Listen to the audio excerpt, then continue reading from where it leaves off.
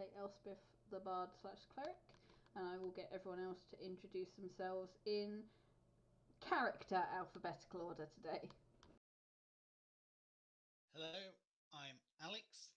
I am playing Ep17, the High Elf Cleric of Life. Hello, Azuzu here. I'm playing Copy or Elizabeth, the Arcane Trickster Rogue.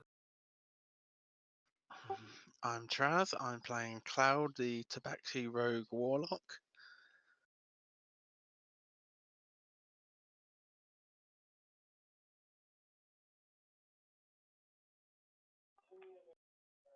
I believe it's Toto, and then it is Matt.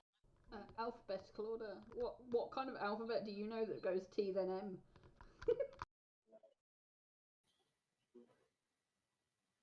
Okay, I've got dyslexia, so that's actually pretty bad.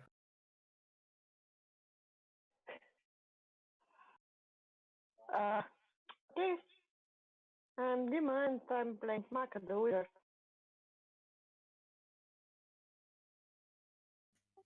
Sam, Toto, Half Pint, the Halfling Ranger.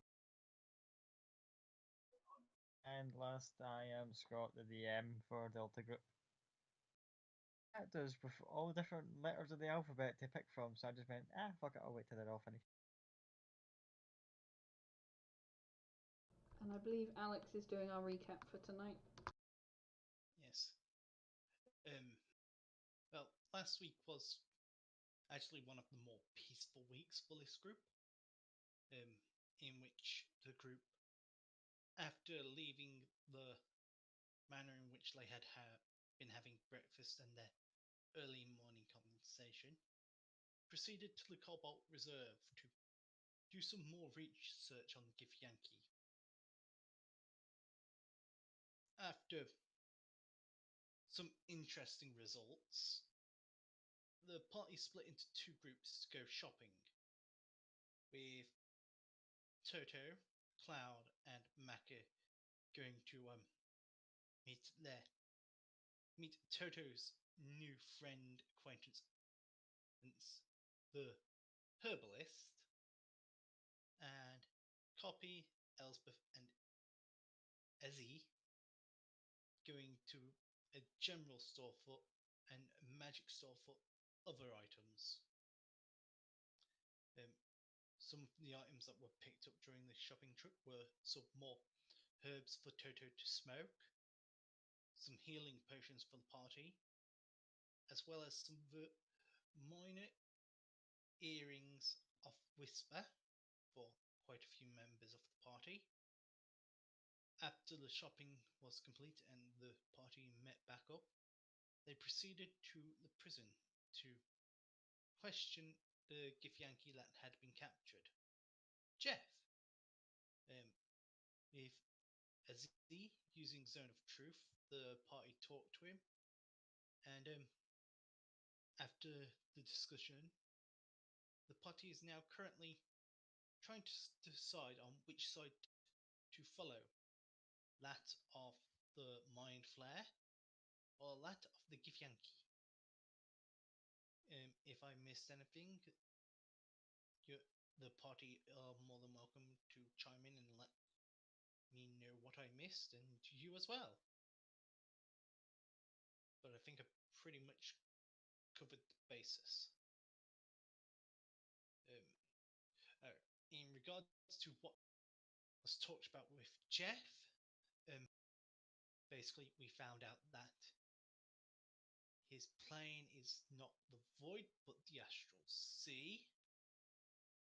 The Void is home to the other Githyanki race, which I can't remember the name of off the top of my head.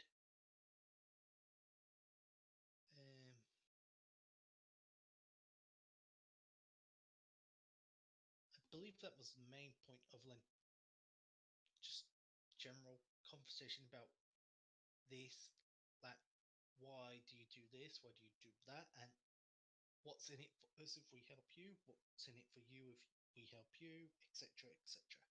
And I believe the party, we come will be coming back to the party voting on whether to help Jeff or the Mind Flare.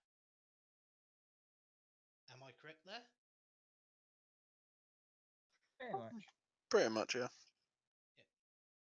I do apologise. That's all I can remember. I have slept since last Monday.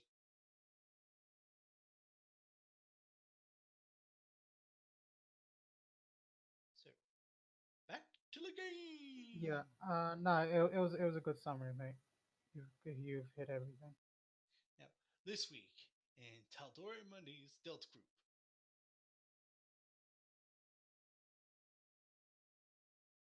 As we left off, technical issues slightly aside, the party stepped out of the cell with Jehoty the Githyanki standing in his cell, just cross-armed, looking all mean motherfuckery.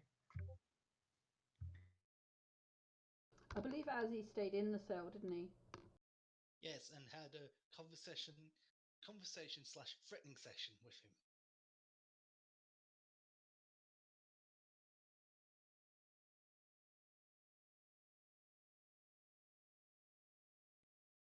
Is the whole party together? Other than Azzy, who's in the cell.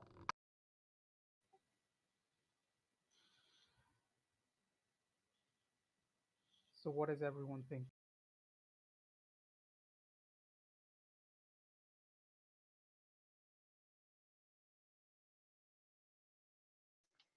Well, we do need to.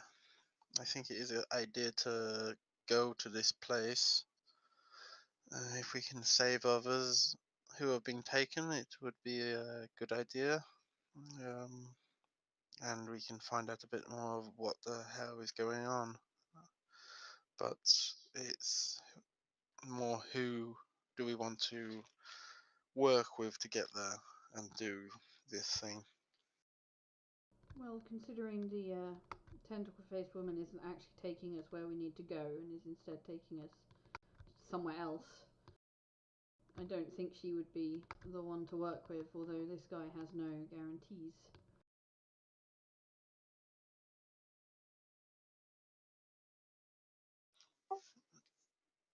So, is it better to work with someone who tells us pretty much the truth but doesn't guarantee anything, or someone who lies in court, tries to get us to do something else?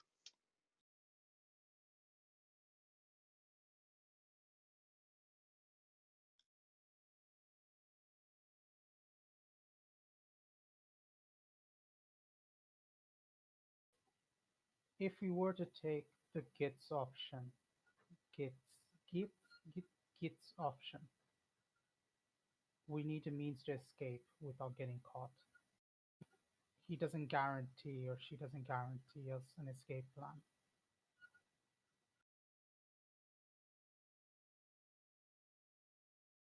Although starting a war is very lucrative business for an assassin, I doubt you guys want to be caught up in it. Yeah, on those aspects you are correct, but on the area you'll be standing, it is not very lucrative. Think of the broader picture, my friend.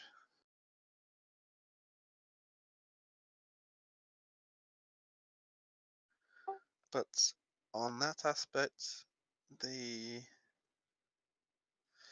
professor did say and show us that she has a contraption that will allow us to pilot the ship.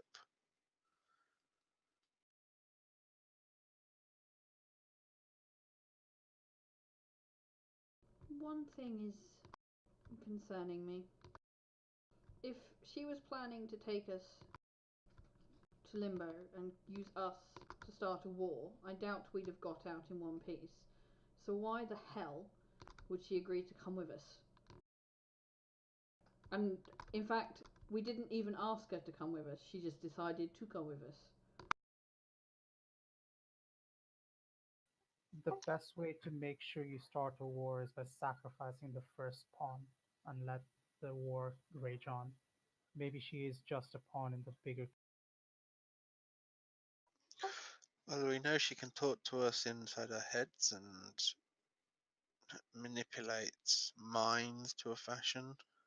Maybe it wouldn't be her per se, but an illusion or a replacement. That's why she's going to use a contraption to make someone else fly it and make us think it's her.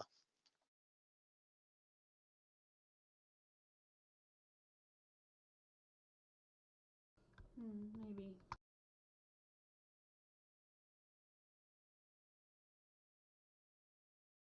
I don't know. My vote is with this guy. There's no guarantees in life. I'm sure we're all used to that. But I'd rather someone that tells us the truth than someone that lies to us.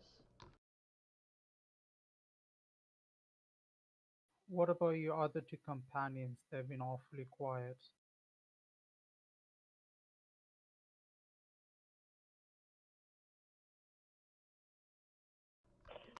I'm quiet because I don't want to go to another dimension.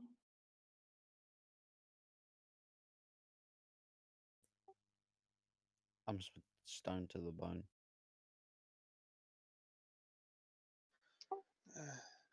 I I agree with Elizabeth. I think we should go with the GIF.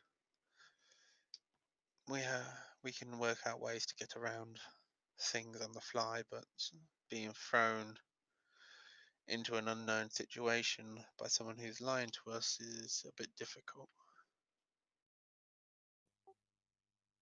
I'm willing to follow whichever.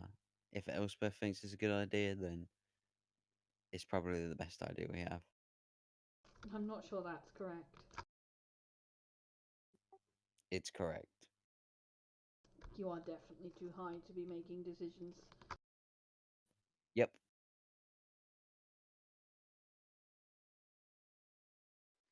Cloud slaps him over the head and says, "There's no such thing as too high." Damn. How about this? We let the fate decide our way forward, and I'll take a piece of copper out of my pocket and mark one side with a dagger. Heads, we go with the head with multiple tentacles. Tails, we don't. Why would we need to do that? Has anyone put any vote into going with Tentacle Woman? We can't decide either ways. Might as well let the fates decide. Me and Elizabeth are with going with the GIF. I'm with Jeff the Jiff.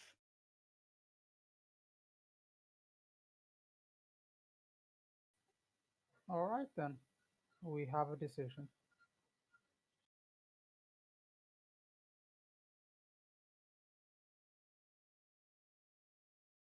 Um, can I in secret flip the coin to see what what it would?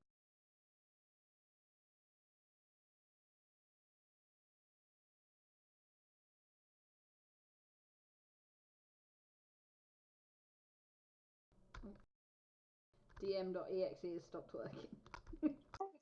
His light's flickering up on Discord, but we just can't hear you, man. Yeah. Yeah, no sound whatsoever.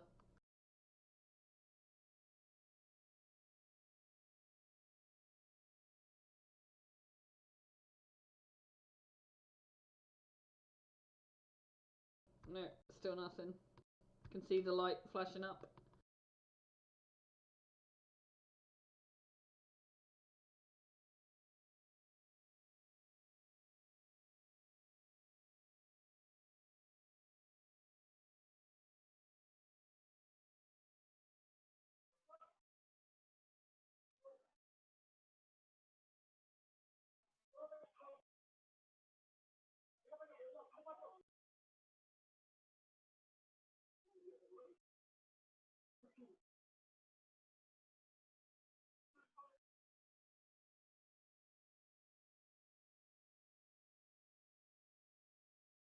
But no. There we go. Thank fuck for that. Anyway, as it says, yes, you can roll to see if the discreetly to yourself, just for your own amusement, the coin. Roll a d4 on the roll 20 and see what it lands on. 1 and 3 being heads, 2 and 4 be tails. Tails. Cool. Cool. Now that you've all decided, Jehote just standing in the cell, just looking at you all with that sort of just stern, I could probably snap your neck if I could be bothered look on his face.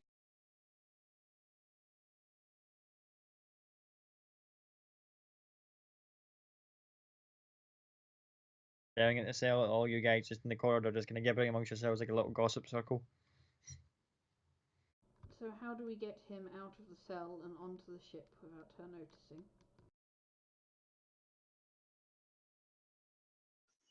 Well, if I remember correctly, these guys have a innate ability to get out, well, move, teleport distances.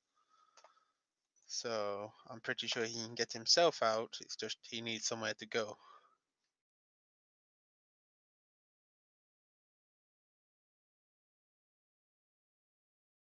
Was the part of the deal not that we take him to our illithid friend?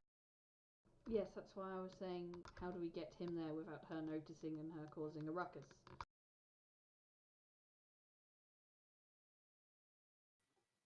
I can make him invisible if he needs to be.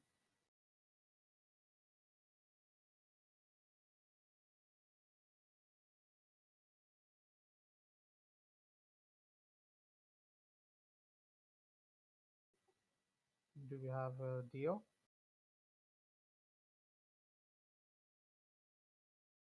Just Jeff, or you just kind of No, because you guys I still was in the court. setting the part.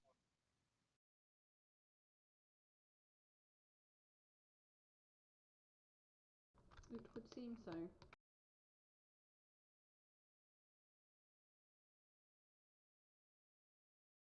Who wants to go and tell him? I guess you should. You are pretty much our leader.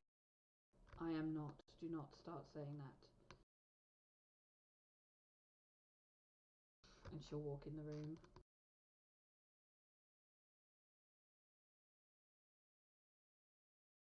Okay, so it appears that we have decided to help you kill Squidface.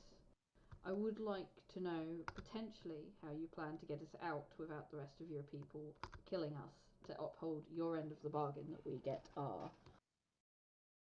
the people you have kidnapped back. Leave that to me. I'm a very untrusting person. I'm not sure leave that to me suits me very well. Can I have a rough idea so just in case things go arse over tit that we know what we can at least do to try and get home? Like eye roll and goes, we go to the staging area. I insinuate you are prisoners. That I was late. That I was late due to avoiding being captured. Once we free whoever you choose to free, I let you back on ship and we leave. Okay, so we have a deal. I believe you can get yourself out of here potentially. Taylor shrugs and goes, how many bodies do you expect me to leave in my path? 0, if at all possible. That's how as you wish. Quick glance on the outside wall and goes,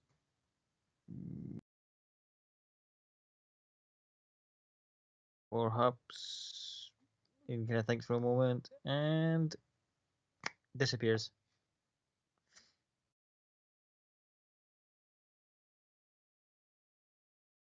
Oh, he feels a slight tap on a very kind of hard palm straight to the shoulder, just like Move quickly.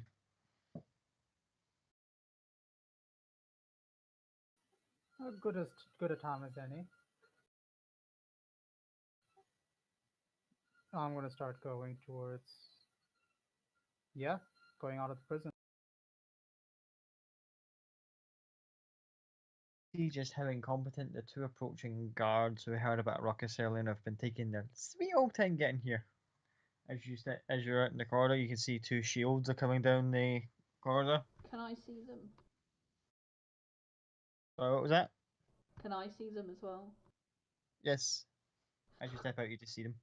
I'm gonna run up and go, oh my god, thank goodness you're here. He teleported or something out the window. He just disappeared. I don't know what's happened. We saw him outside. We were just coming to get you. Persuasion check, please. Like roll a night, come on. Okay. They're just kind of looking confused. One of them goes, "No one can teleport in and out of here. We had problems with that before." And they point up to the ceiling, which has little sigils kind of carved into it that glow faintly. Well, Is it just the two of them? It is just the two guards, yes.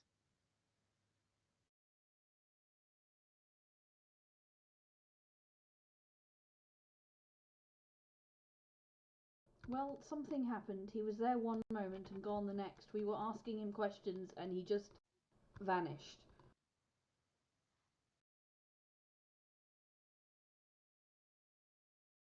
Yeah, and he was here until you guys showed up, so maybe. And they both kind of look at each other, kind of, yeah, this isn't looking good, people. How would we have got him out? Like, how? We're all stood here. You can see us all. How would we have got him out? The one answers, well, I don't know, but just as he's about to speak, you can just hear Jehote saying behind you, just like, what are you doing? We can deal with two of them.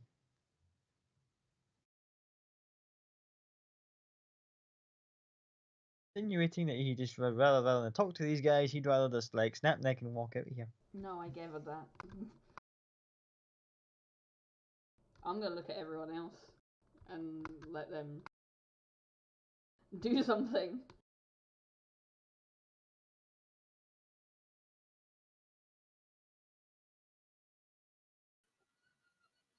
Right. Okay. I'm gonna level with you, and I'm just gonna punch one of them in the face. Oh, make an attack roll, please. Unarmed Uh, strike. So that's just a D20 because I don't roll. I don't have any unarmed ability.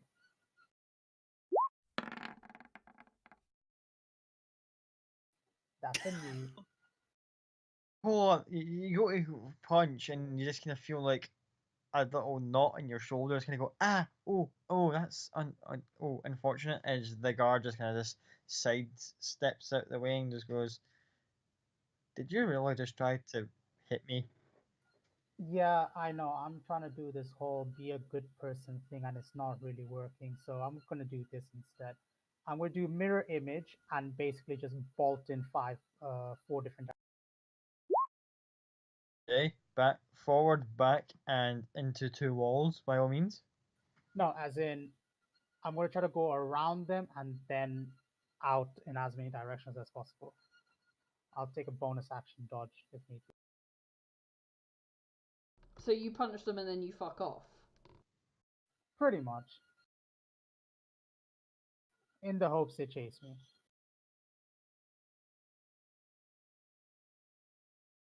At which point you just hear a very heavy sigh and goes, "I recommend you all stand back." Cloud sighs as well, and then he pulls out a little vial of powder and blows it in the guard's face. Is using the vial of sleep powder he has. Okay, roll me that shit, because that might be interesting.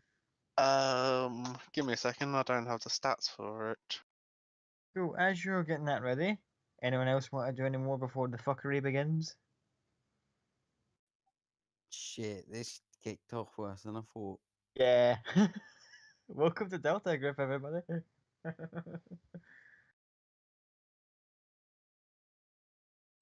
Damn, 1 week out and I'm so Mhm. under. I mean, none of my fuckery ever tends to work, because, like, I feel this should have worked. I'm just stepping back. Elspeth is not up for hurting two random guards that were doing their job. Well, shit. 12 points. So if they've got 12 points or less, they fall Three asleep. puns. I'm guessing he kind of yawns and kind of goes, "Oh god." Oh, I thought a napping afternoon would help, but yeah, you guys are really getting on my nerves now. And as both go to reach for their weapons, you just hear a voice just go, "I did warn you," and Jehote reappears and casts Thunderwave. Oh, because that's subtle. As we thought, I thought your plan was to get us out subtly. If that's not the case, then he just kind of turns it up. He's like, and they want to stop him before he does it. Yeah, Cloud will just like sort of step in the way, summon the blade staff, and just crack the guards over the head with the blunt end, just trying to knock them out. Get 2 attacks around, so 1 attack each. Yep. Okay, roll me attacks, see if you can land the hit as you step in the road and go, "Hey, buddy, don't do that," and whack whack. And then, son. Yeah, you hit both.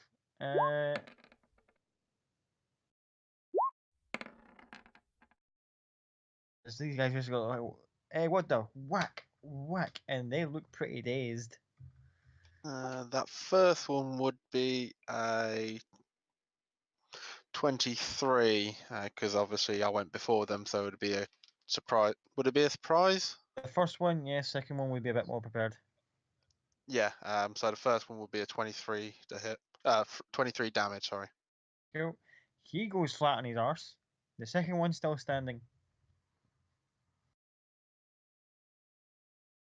And all you see as you look over his shoulder, you see a thumbs up coming from the cell with the clasp guy. Just like sticks out and comes back into his cell. I'm gonna punch the one that's standing. I'm just gonna punch him, just round the ball. Okay, I figured you were gonna say that. Okay, roll attack roll, please. Before these guys get a chance to retaliate, it's like,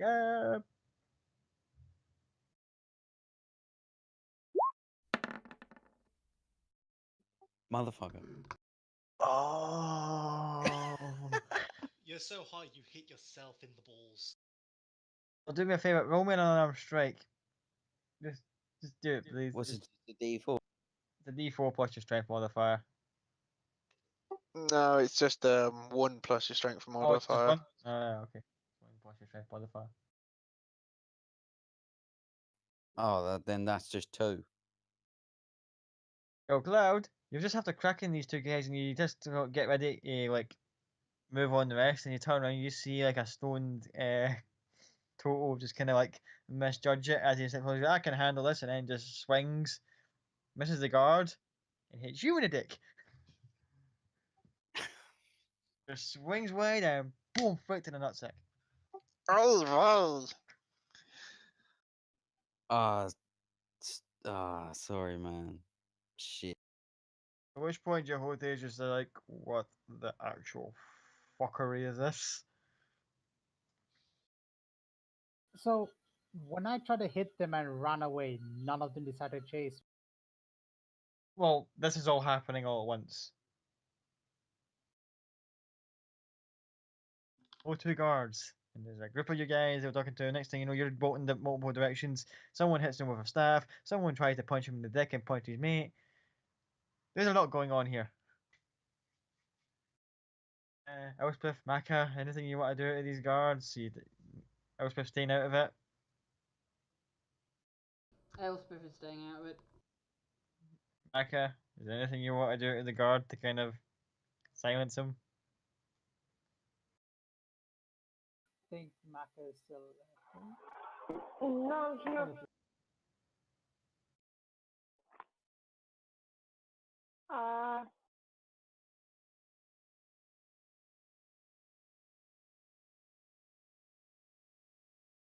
I will.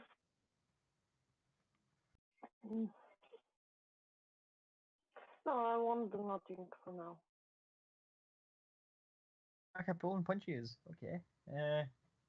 This guard is looking a little worse for wear. Spits out a bit of blood. He's eyeing up Jehote with a bit of serious intent. And goes to reach for his pocket to get like a whistle. Steps back from the group and is about to blow it. As he steps back from the group, can I get an attack of opportunity? Not like leaving the space, but he's just taking like literally a step to like ready himself, just taking it like blow the whistle. Only one other one who's not made an action is Izzy. I don't actually want to harm him, so I'm going to try and do something as harmless as I possibly can to him. So what I'm going to do is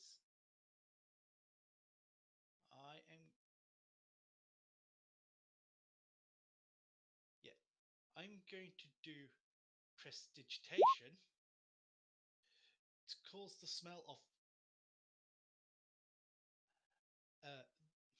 soiled diaper that's been left in the sun for over an hour into the guy's nose.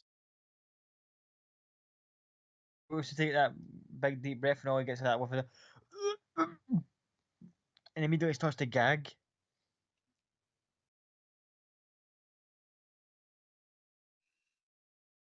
If you're going to do something, do it now without killing.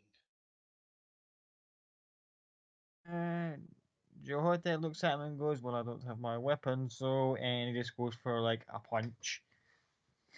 So give me a sec.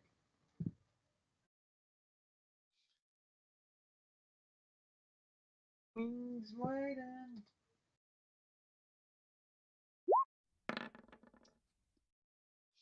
Does not hit. He's like trying to muscle through you guys, and even though the guard is like ready to dry heave, he's like, "Nope, you're not hitting me."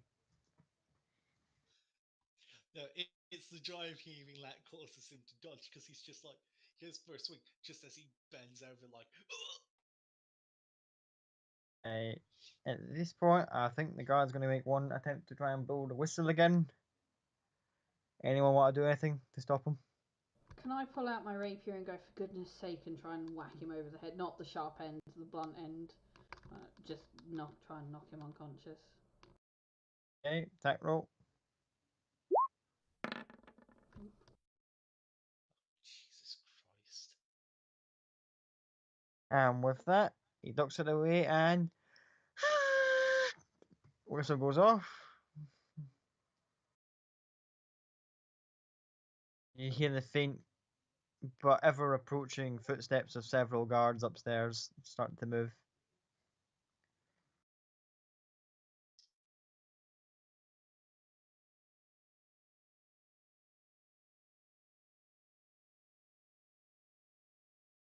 This didn't go quite according to plan, guys. You tell me. At which point, I think the guard, at which point, after blowing the whistle, is going to pull a sword and take a swing at Cloud.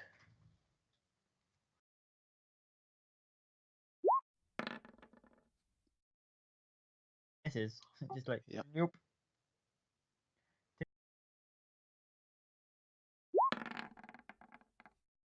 Elbow, nope. This is going to be one of those nights, isn't it?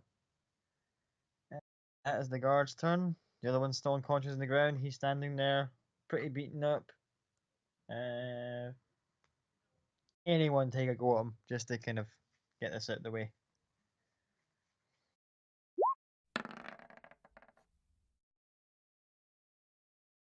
Oh, you smack him like a bitch. Just like, and try to hit And me. that's one-handed because the other hand is holding his crotch. Oh, bugger off, you asshole! And just kind of like upwards kind of twirl thing, just like smack him in the jaw, and you just hear like a tooth shatter as he just goes flat in his arse. At that, Cloud sort of looks back at Toya like, "Oh, you dick." And then he leans down and grabs the keys off the guard's belt. Oh, all you see out of the class guys cells, you see the hands come out and just start clapping. Very entertaining, guys. Very entertaining. But you're pretty much fucked now. Yes. Give me a second. And Cloud opens one of the cells that is empty. Tells everybody else to drag them in there, and Cloud will use Mask of Many Faces to look like one of those guys, and head down to the um, bottom of the corridor to head off the guard that he can hear coming. Righty-o. So you get In this time, could I have just basically just run ruckus around the front rooms and everything, just making a ton of noise, chucking everything across the room, so basically get the guards' attention. make me a stealth roll, please, while you're doing so. Just I'm before. not trying to be stealthy. I'm literally just Yeah, trying I to make mean as much to avoid fucking noise getting as possible. caught. So stealth roll that bitch. 8. Well, Just before Cloud walks off, Elspeth will touch him and cast guidance on him. Just a little gentle. Don't fuck this up. Tap on the shoulder. It's a more Okay. like a be fucking careful tap on the shoulder. Whack. Don't fuck this up. Cloud sort of nods as a thanks, and then sort of straightens himself up and like, my nuts. Okay, and heads off. Upstairs, whilst making a ruckus, there is a rather tall guard who, after coffee, just like, I'm causing some mess. I'm going to cause a riot. Going to turn around, bumps into, and just goes, and who would you be? It's a rhetorical question as they're immediately ready to go forward with a set of manacles and just like one's clamped onto your right hand wrist. and I'm gonna do bonus action disengage and the cost invisibility. You're just like, and nope, and disengage and invisible. Yeah, I mean, I fully expect the cuff to still be visible, but that's little worry. I'm gonna bolt out of there. Okay, make stealth with disadvantage this time because again, manacle just floating in midair. Oh god, that was a 25, 11. As you almost think you're out of escape from the room, it gets caught in something, and the like pulling the corner of a chair, and as it kind of goes, it turns around, sees the chair getting dragged, and knows where you're going, and is now in pursuit. That's fine. This is going all kinds of good, guys. Yeah, I'm just gonna use my bonus action movement. Basically, I'm just trying to run as fast as fucking possible. You're I'll Benny carry Hilling the this damn shit chair right if I out of the need to. building. Meanwhile, Cloud gets to the bottom of the staircase where the prison cells start and sees 5 shields coming down the steps. Did I see copying this other guard head out? Well, did I see the manacle and the other guard head out the door? They this are point? upstairs. These guys, they managed to kind of like preempt, get up there quick enough. So when these guys come down, this shit's all happening upstairs. They're coming downstairs. I sort of stand at the sort of stairway, sort of backing onto the corridor that leads into the cells, and say, "Hurry! That's one." Still holding his nuts a little bit. Help the and just goes, "That one. Help the bloody gift thing. Get out! Quick, go after them. We've got this here." A persuasion check, please. See if they can. Because they're looking at you, kind of going, "What the? Okay." Well, they fucking believe you, right? Okay, they're just like,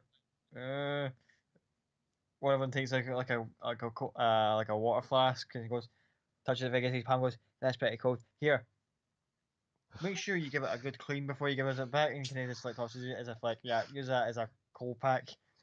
Sort of just holds it, takes it off from him, and go, "Thanks. Hurry, go."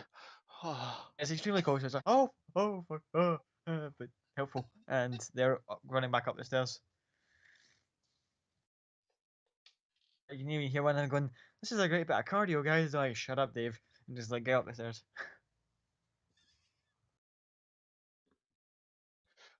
I'll wait a few moments just to make sure they've like raced after copy and hope that what they think is a gift. And once I know they're clear, I wait for everybody else to come up, and I will throw the keys to the clasp bloke, and just a like little wave salute type thing, and head out. Keys and go and just kind of blows you like a mock kiss, like, "Thank you."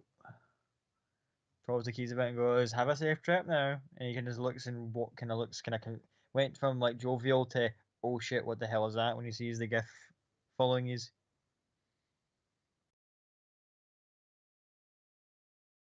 Oh, before you go back to the party, copy. You might want to make a dexterity saving throw, please. With disadvantage or just normal? That's a normal one. Natural 20. Like Quicksilver and Days of Future Past, every time like somebody comes to grab at you, you're like, because they can kind of they see the manacle and they reckon there's something there, so they're trying to like, just like dive and grab, try and stop you, like put shields in the way, throw furniture, and you're just like either sliding out the way, doing wall runs over like desks and shit, just like nope, nope, can't catch me, nope, motherfucker, and window out, smash. Manacle comes off. You're outside the barracks. Can I do a bit of a, because it's natural 20, can I, as I'm running out, jumping out, do a little spin, take my finger and just do 3 magic missiles at the other windows? Yeah, sure. Smash, smash, smash, smash. Vandal. So I drop my invisibility while doing it, but I want to make as much chaos as possible. Yeah, okay, so you're now no longer invisible, you're outside, hidden. Multiple windows are now smashed because you're a vandal. And the guards are all confused to all hell. It's like, what the everlasting fuck happened there? They're all just like confused, absolutely just no idea what's going on. Back downstairs. What's the main party doing? Leaving, I think. Yeah, let's get out. Go, coming up the stairs. At which point, your hoty has a thought and goes, wait a minute. Because once we upstairs, is there any more of those sigil things? Cloud just sort of shrugs. Cloud goes off a little bit ahead of everybody, still disguised as a guard, and just has a look around. Perception check, see if you spot any.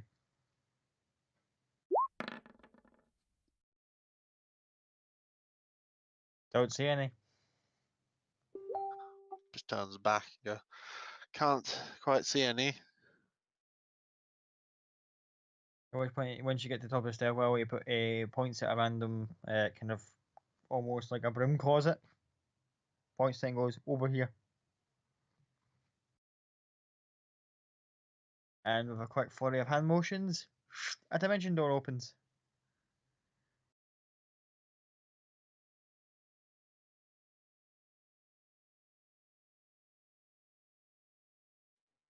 What, he just teleports out? He's opened it up and he's like, one of you please come with me. The others walk out and pretend nothing happened. Why could you have not done that from the cell?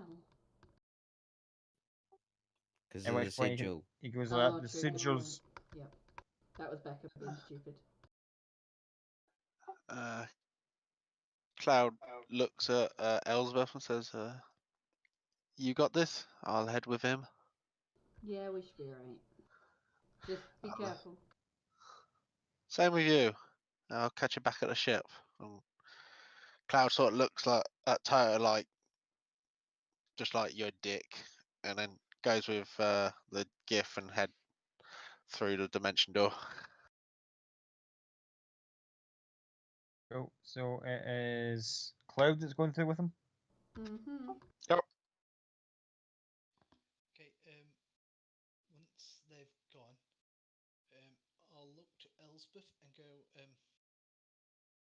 perhaps it might suit that cause a little better to look a little disheveled, like we were forced to do something, or we were attacked in ourselves. Sorry, just before I go through, can I keep on forgetting I've got the Bangalore telepathy. Can I say to Toto, can you hunt and mark this dude? I'll say yes this time. Alright, yeah, our hunters mark him. And then Cloud will head through. Oh, he's marked. He's both head through. And the only thing that, as soon as someone comes to the corner, all they hear is like a broom falling over. The guard comes up and goes like, "Oh, what are you lot still doing here? We've had apparently an escaped convict leave."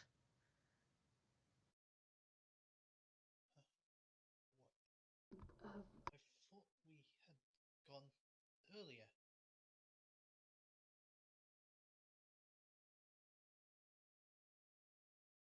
Hadn't we already left?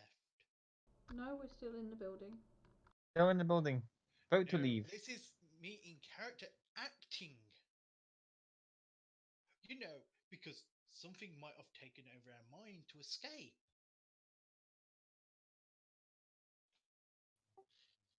I'll just turn to the guard and say, thanks for the heads up. That sounds super dangerous. And then turn back to the rest of the guys and say, let's get going before this dangerous escaped convict tries to attack. I agree, let's get out of here. Apparently it's not as safe in here as we thought it may be. At which point the guard kind of goes and goes, "Yeah, Margrave's got a lot of answer for this kind of defense shake up if this is how easy it is for convicts to escape." And they kind of just like usher yous outside. Meanwhile, Copper's just like stuck in a bush somewhere going, "They didn't see me. They didn't see me." And just the Goliath guard picks her up. Now we made peace. A few moments later, after Copper's kind of like being all like stealthy, watching from like bush, we'll see the party kind of exiting with guards kind of like, "Now watch yourselves out here. There's dangerous people, convicts and shit." I'm going to use that opportunity to transform into another person. So I'm going to transform more into like a human with dark black hair, uh, and just looking like a normal, like a commoner in terms of my clothes as well.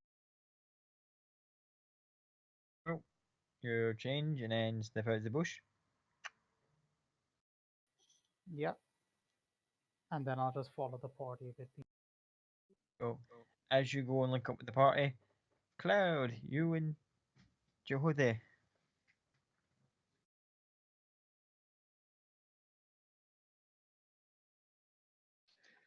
Good old Jeff the Jiff. Okay, so you and Jehode are kind of standing there. He turns after you step out the portal. You know, it's like a back alleyway kind of area. Because he was just like, okay, random location, I seen on the way here. Boom. Right then. Wait a minute. That didn't quite go as well as was hoped, but oh well. First order of business, then he turns around and just makes a grab for the silver sword at your waist. He can try. He's not exactly sure where it is. Well, I've got Martin many faces on. Or he tries to he makes a firm kind of go at your waist to try and see where the sword is. He's like, Cloud just sort of like dodges out the way a bit.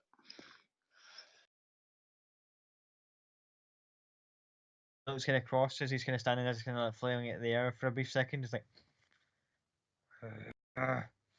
give it to me.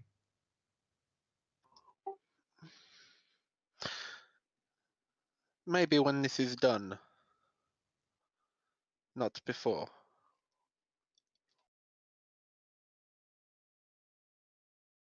You have very intense few seconds of growling and kind of like, "Oh, I could You motherfucker. Fine, okay. This creature was.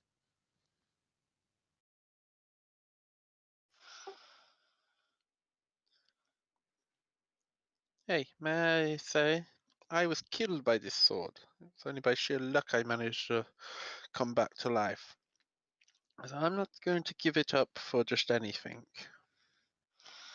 So you can perfectly well have it in exchange for a safe return. Understand? I would agree to get you all back once finished.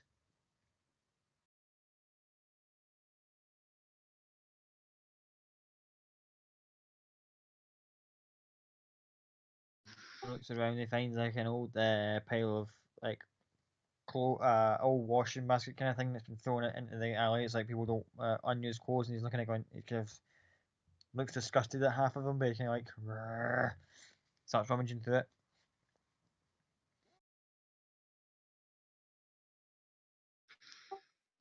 Would you like a hand with that?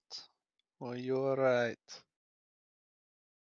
And looks back as if like, are you taking a piss? And then starts continuing rummaging until he pulls out like long robes, starts throwing them on, gets like a headscarf thing wrapped around. I am pretty good at that sort of stuff. Just smiling a little. It was a very humiliating thing for Jehote, but he goes, well, if you can assist, then that would be helpful. And then as if like, what would you do? Use a bit of my disguise kit to try and help hide his appearance a bit. Oh. So you give you a few moments, you can just like mess around, and his complexion's kind of hard to hide, but the rest, you can kind of fuck around with the outfit, and it's like, yeah, he's a lot less noticeable now.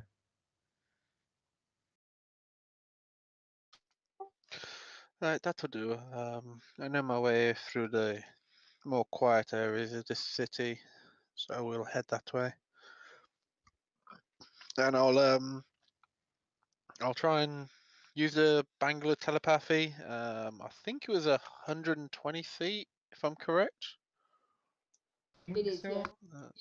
Yeah, so I'll try and communicate to Elsbeth and Toto to say we'll meet you at the ship. There was initially no answer when you first tried it, and then you tried it again a few moments later. They just got into range. We can't respond to him, so. Yeah. Elspeth But they will get cast they message. pick up the second time. Elspeth will cast message and respond, yep, okay, meet you there. Cloud, for shits and giggles, will say, Roto, see you in a few, and think it at the same time so you get two of the same messages. There's an echo in here. But yeah, Jehote's gonna just stand there kind of like confused for a second. He was like, feline telepath. Kind of just like prodding at his own temple, trying to like figure out how that was a thing. There's special ways. Come on, follow me. And Cloud will guide him through more the quieter areas of the city to try and get to the ship. As you're traveling, he does a sort of like wavy hand thing, so and cast something, and then he starts to follow.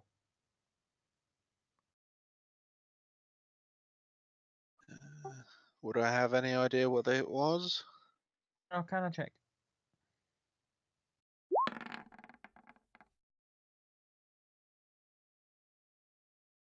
You have no idea, and after seeing what this guy was capable of before, what guys like him are capable of before, you are dreading to think what it could be. Goody gumdrops. So as you guys are making it through the kind of more quiet and inconspicuous route, the party are going through the main streets. 11. And I'm assuming you are all kind of just heading back towards the ship just to kind of see what the good doctor's up to. Mm-hmm.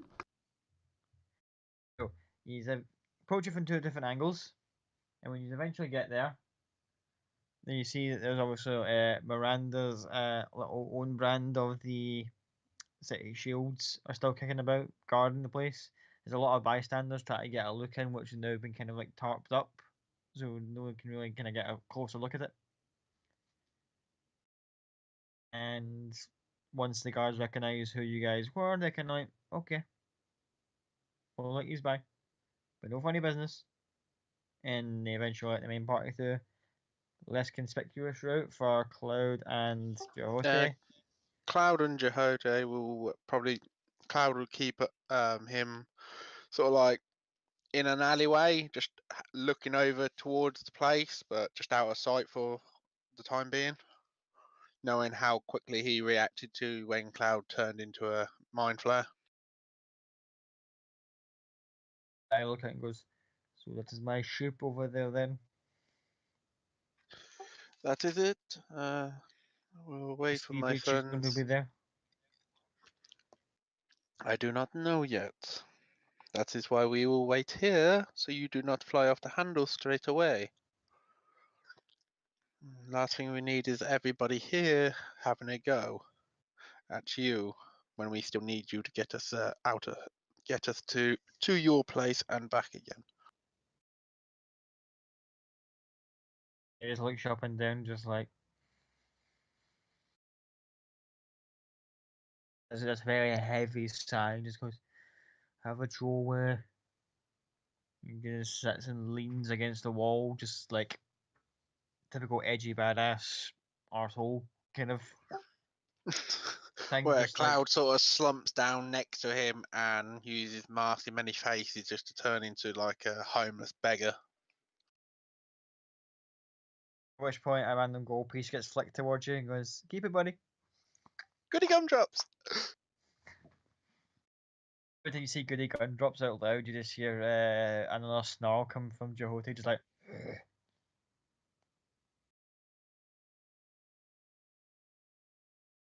So the rest of you all go through the kind of gated entrance, go up to the tarp, and you just see someone in a white coat just moving back and forth on the deck of the ship.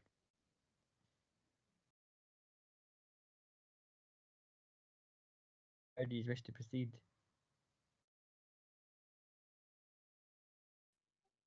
Toto is going to keep track of where Cloud and Jeff the Jiff are with Hunter's Mark. Like, You got as to figure often with as I can. like Hunter's Mark, you know that they're nearby. Yeah. I just want to make sure the whole time that we're going there and the whole time that we're there, just that they're somewhere close. Because he still doesn't trust that Jeff the Jiff has taken him, hasn't just taken him home.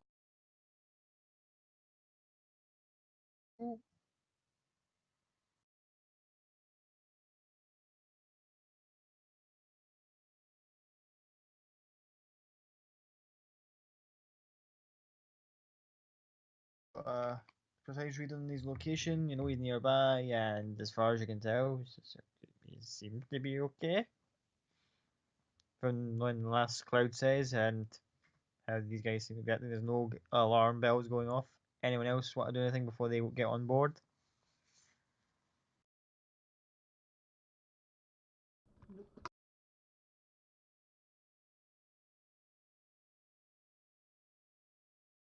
Yeah. You mount on the ship, like a makeshift kind of causeway thing that's been built up for it. As you get on, you see towards the helm, messing about with, again, this little stack of brain things wired up to the helm, is Dr. Hedro. And she doesn't even turn back when she says, it's about time you all showed up.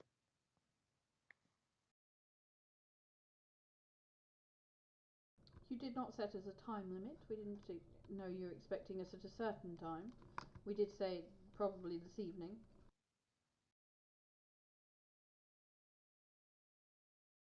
And you just kind of see like bags under the eyes, just that again, it's a case of this is like when non-stop. She keeps pulling things out of her bag and keeps messing about with the collection of small rodent-sized brains that she's hooked up to the helm. Goes back for a minute, ponders, and then goes, should be suitable for our needs. Now, are we ready? We are just waiting on the last member of well, the last 2 members of our group, we have recruited an extra who will be joining us. And it's taken back a little bit and goes, another one? Well, we are going to be taking on, well, we assume lots of GIF and potentially, considering they had dragons in the city, a dragon. So we assumed good idea to bring numbers. I think we'd all want to get out of this alive. I looks at you with a raised eyebrow for a second, goes to turn around and goes, so, all amply prepared?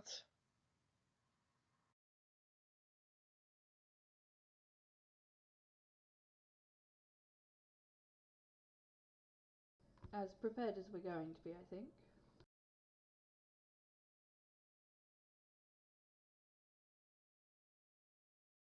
He's moving about the ship, just looking, messing around with his odds and ends. He goes, well, do any of you know how to operate those? And she points at the ballistas on the deck. Shit, I'll give him a go. And just kind of looks back and notices how just like deep, like bloodshot your eyes are right now. And just kind of goes, snarls a little bit and goes, anyone else?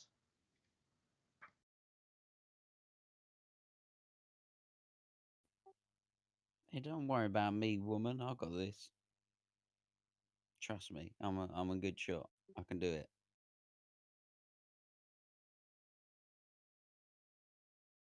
As you're messing about with that,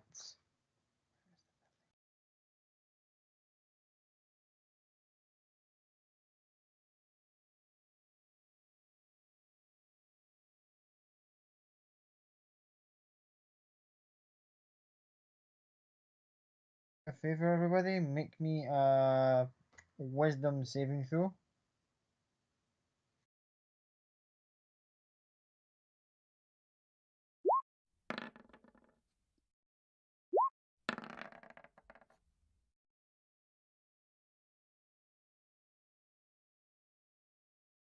Azimaka and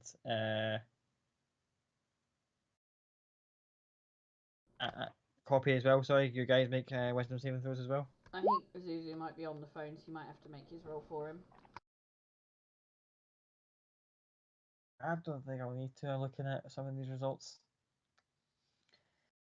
So as Dr. Hedgerow's kind of messing around with certain things, there's a certain like almost abrupt jolt going up her back as if she's like realised something.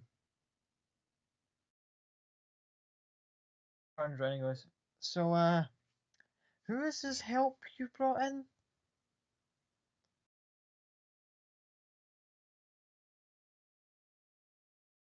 I don't know, he's a friend of Cloud's. He said he was going to go collect him. He's a few casual steps forward. Friend of Clouds. Is that a Any problem? particular talents? Any particular talents that I should be aware of?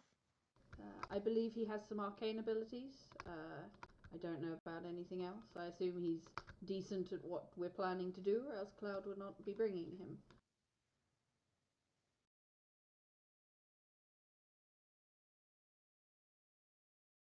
Looks back at Maka as well and kind of gives a very sort of like firm once over. And she stands there for a moment and kind of goes, well, if you're confident in their abilities, she shrugs for a moment and goes, bring him aboard then, at your earliest convenience, and have him meet on the front end of the ship. Starts rummaging through her bag again, pulls out like looks like a walking stick, puts it beside her, and just starts gets other little things, and starts poking and prodding at the helm again.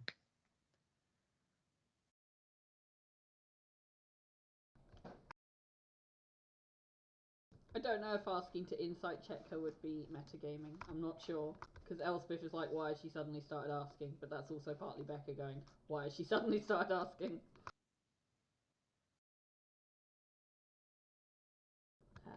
That's fine. I will send a message to Cloud going, she knows we have a guest coming. I don't know if he can change how he looks or make him not look like a GIF. bring him aboard whenever you're ready.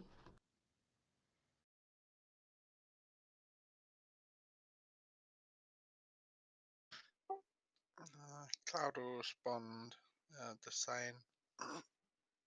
Is it actually her, or is she an illusion?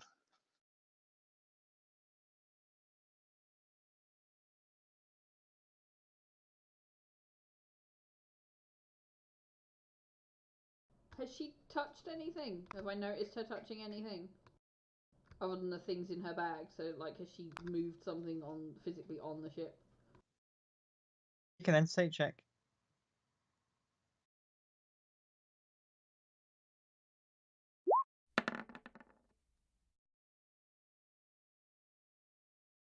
You notice that when she moved things on out of her bag, when she set them down, it was as if they were completely weightless.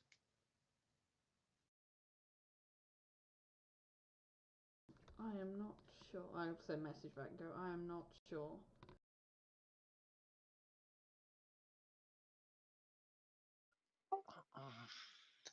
I'll go, give me a moment. And I'm gonna walk in her direction and pretend to trip over and fall into her and see if I hit physical or if I go through her. Go up and do your whole slapstick thing is oops, and as you fall through, the go through hedgerow, touch the helm. Immediately the helm, the little thing attached to it. One part of the kind of rodent thing, besides brains, immediately spouts legs and detaches itself from the main body of this weird collection and hops off. Make me, I think it's an intelligence saving throw. Let me just double check because I didn't actually have the little beastie stat block at the ready because I didn't expect you to go too close to it so soon. 1 second. So was she an image? Was she an illusion? Programmed illusion. Awesome. Out of game, just to kind of, yeah, she had the thing as if like it's been pre-programmed to make certain moves. Like the whole messing about the ship, the cross-armed look, everything was all like pre-programmed. Her voice projected mentally. Oh, clever bitch.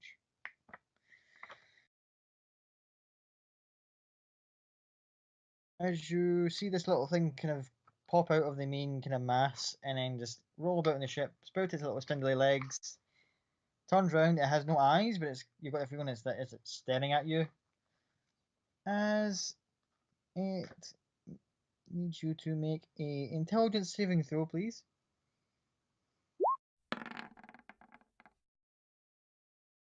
Oh dear. So we're all there, right? Other than Cloud and the GIF. Yeah. Other than Cloud and the GIF, everyone else is there, but I need to get through this first. Okay. Here we are. I'm just watching this very close.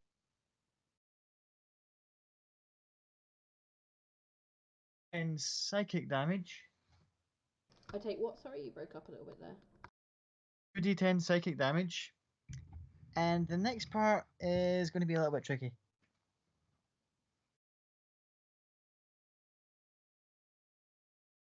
Oh no.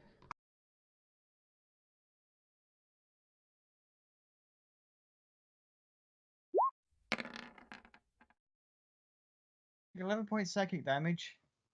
And whatever I roll here, tell me yes or no if it's the same or higher than your intelligence score. Okay, the score, not the plus, right? The actual score. Yeah, the score, yeah. Okay.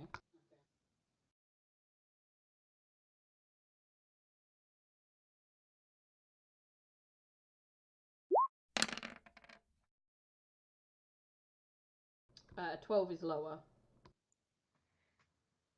As if there's a slight numbing sensation over the back of your head, as if this thing's doing trying to mess with the wiring inside your head.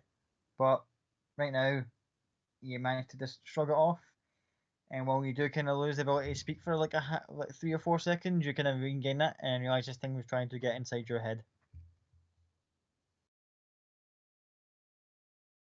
And now just kind of cautiously kind of stepping back behind the helm, which has got like a couple more of these things attached to like a more central nerve thing cluster.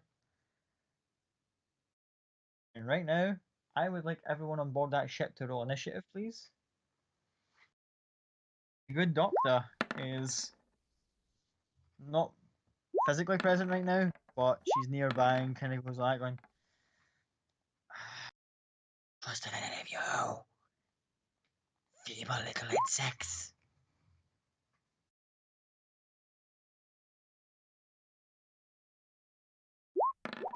Would I have been able to see her or notice her in any way, as if she's nearby?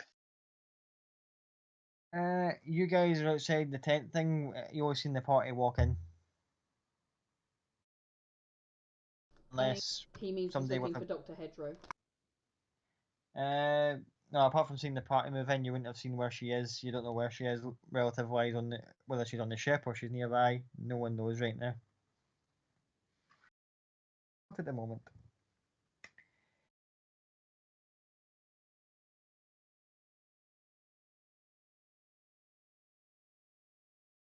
Party would like to position themselves on the ship. Don't have the elephant thing on it.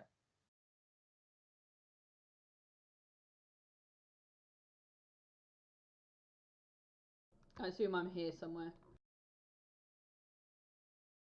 Helm, which is that little bit in the mast. Uh-huh.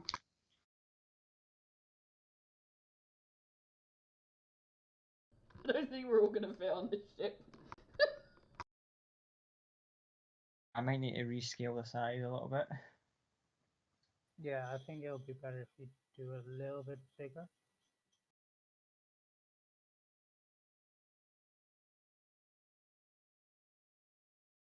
That's probably about best there. About 3 at most. 2. Yeah, that's about roughly about right. Give me a second. Actually, try just one square bigger.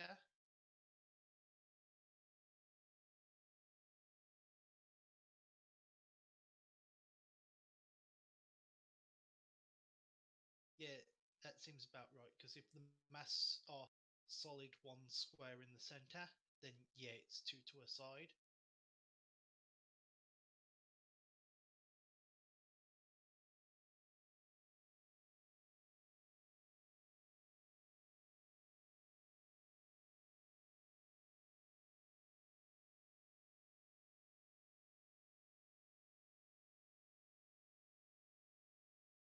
That's the first little brain with legs sitting there. Let me roll initiative for those.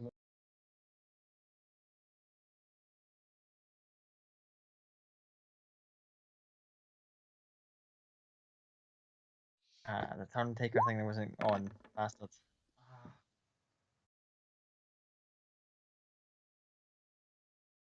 I've just be rolled honest. again and taken my first roll. If everyone can just roll again. Watch you'll get lower than these things. These things have like ridiculously small. We can change our rolls, right? Mm-hmm. Do we change it to the ones we rolled before? Yes. I just double check. Yeah. There we go. I have not used these before. These are fucking awesome. Because I everything is awesome. I don't know the stats, so I won't say anything, but I've heard of these fucking things and they're evil. I think Sam's AFK. Oh no, I'm cool. I'm good. Give me a sec. Hey, your character's meant to be Blaze, not you. Oh, I always am. But where am I? You Just decide. place yourself anywhere on the ship, just like Where you think spread you'd out. be. Oh, you Yeah, think that's you'd be. cool. You've just seen this little thing can detach itself from the mass attached to the hull, the helm, and it sprouted a little brain just sprouted legs and tried to do some creepy shit to Elspeth. So it must be male then. Amy, Assumptions. Amy, pick a number, 1 or 2.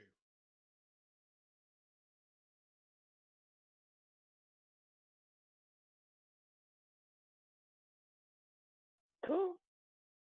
Okay.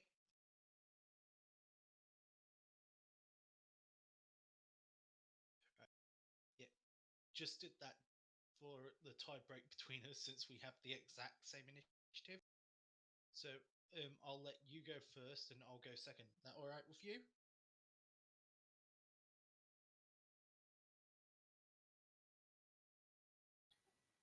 Okay. Except you're not sharing the same initiative with Maka. You're sharing the same initiative with Poppy. Oh. Oh. But yes, you can still go. You can still go first. It's not a problem. Well, I can safely can say talk to that each other. the brains are going to be going last.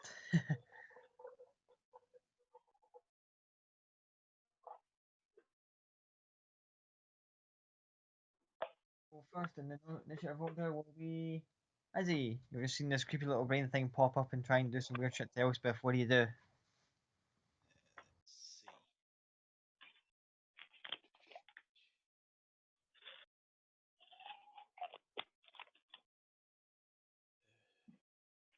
Come on, click. There we go. So let's see. Weird creepy thing. Weird creepy thing needs to go by. So let's go with. Yeah. He'll just pull out his symbol of Palor from round his neck, point a hand to it, and cast Sacred Flame. I had it as cast Sacred Flame. What's the save? DC 15 Dexterity save.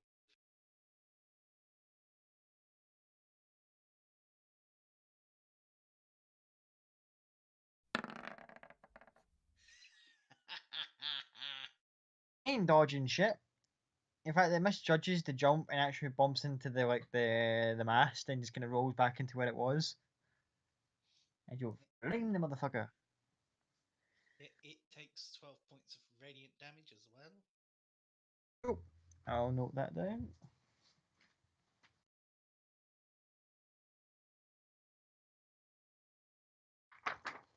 Okay, so 12 points to the first one.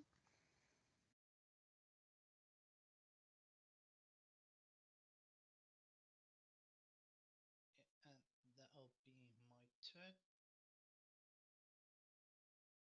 Looks pretty roughed up. Well, for a brain with legs, it looks pretty roughed up. Poppy, your turn. I'll just point my finger at it and then just use magic. Okay, how many shots you firing at it? All three. Four. So that's the first.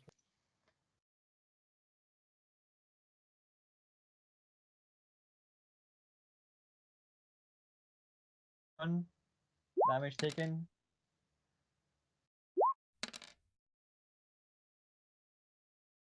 Two from the second one and 4 from the last one. Second one hits it, its legs kind of start fumbling, it tries to jump up midair, and third one just splatters it. And grey matter just goes everywhere. Just like all over the deck of the ship. At that point, you hear kind of scuttling noises.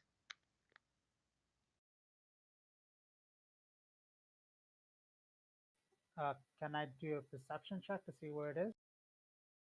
See where You the make a noise is coming perception from? check.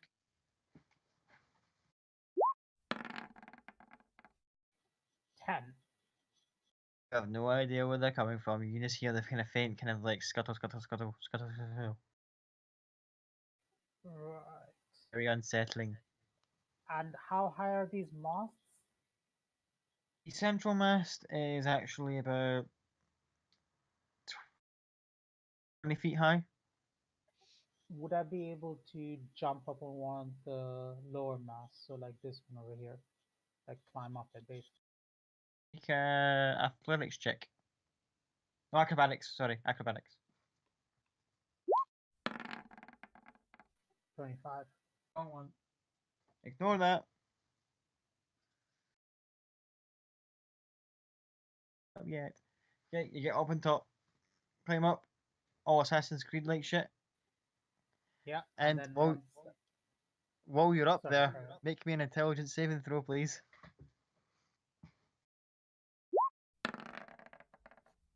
21. Oh, you just managed to make that. Just managed with a 21. Yeah, but by just I mean like Grand Canyon width-wise of making it. By like a slight margin of, yeah, that's fucking no happening. Yeah. Oh. How'd you got in there? Yeah, I thought it was that bad. As you felt that strange kind of tingling sensation and it quickly goes away and you kind of hear something scuttling about behind you. Ah, for God's sake. I'm not even gonna look. I'm just gonna be like, oh, just fucking kill me. Just kill me now. That's my turn. Oh, the next initiative order. Yeah.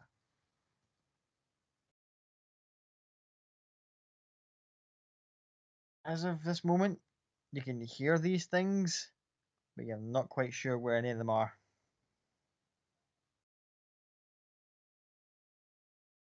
What do you wish to do? So can I see it? Or not? At the moment, there's none that you can see. That one that I've got here is that's been splattered. Can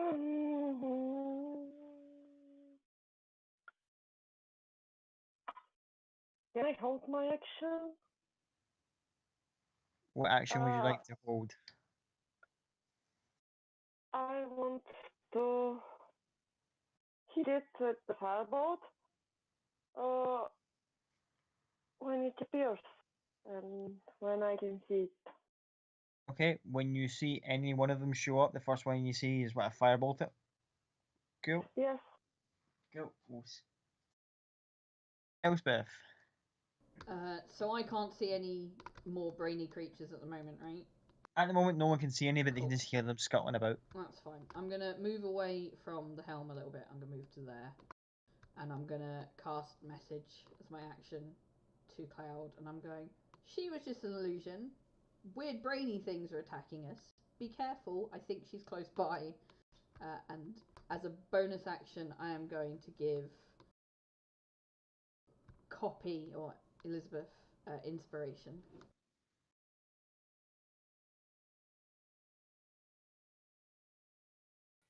What'd you say? I go, a fellow jumped off a high wall and had a most terrible fall. He went back to bed with a bump on his head. That's why you don't jump off a wall. Hey! So, yeah, inspiration dice. It's a d8. Thank you. And that's the end of my turn.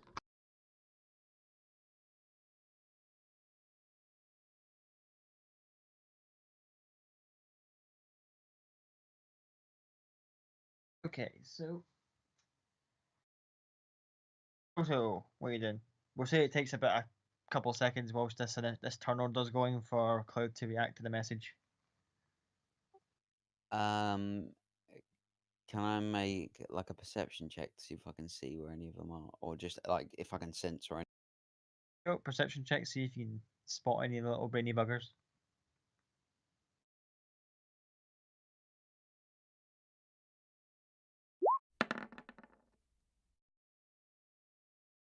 You can hear, you're listening out very keenly, and you can just see kind of creeping up behind Maka. There's one that's kind of underneath like a crate, just about to kind of make its move. Can I pop a shot on it before it makes its move? Pop a shot on it if you want.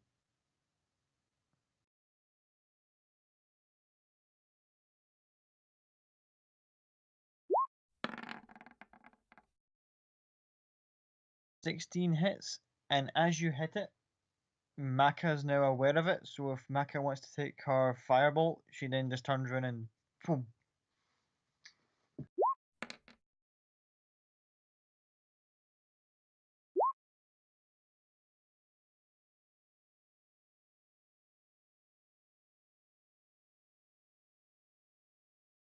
Effectively, that is 18 points damage.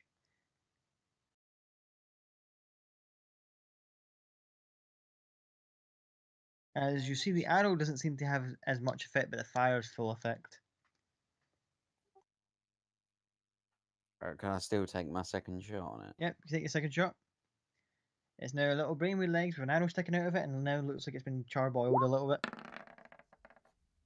And that definitely hits.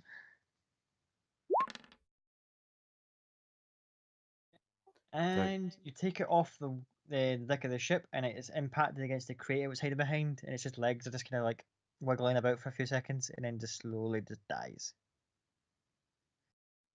Like, Yeah. Neat. I'm gonna move kind of closer to where Elspeth is, just around here, and then end my. Okay. As you are all doing all this shit, Cloud, you've been given the warning message.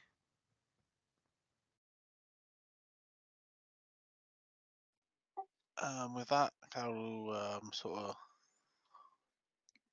of get up and sort of have a good look, actually have a proper look around to see if he can see her, or anybody who might be her moving away or something, knowing now she was definitely an illusion. That's first. Make a perception check.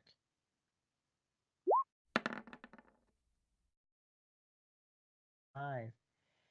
You spot someone in the white coat in the near the guard detail at the back end of the tarpaulin setup, and the guards look strangely kind of stiff next to her as she kind of like listens into the kind of tarpaulin and then kind of just waves the 2 guards in.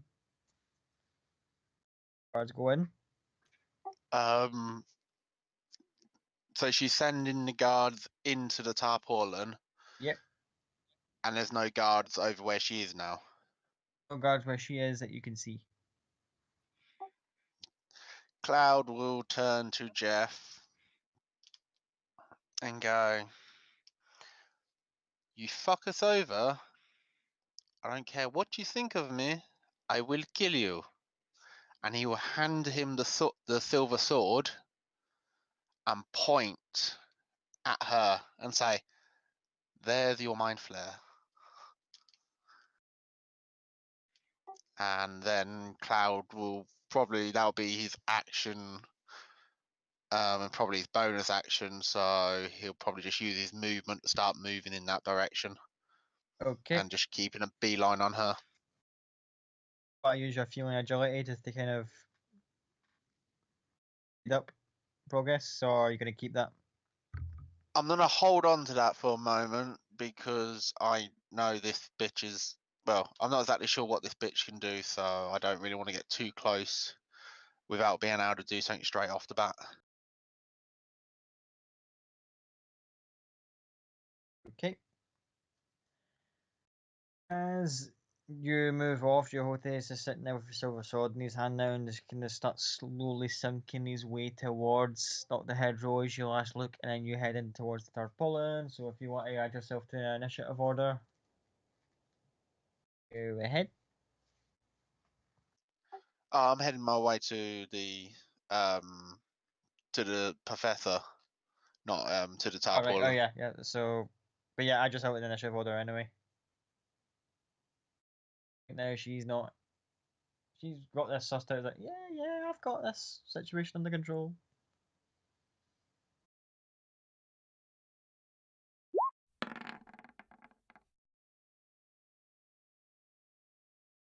Damn, son.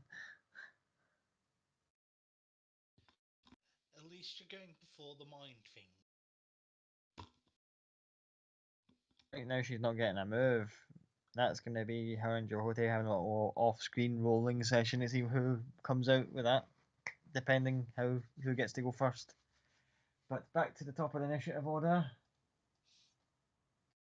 Patty. Please make me an intelligence saving throw. Okay.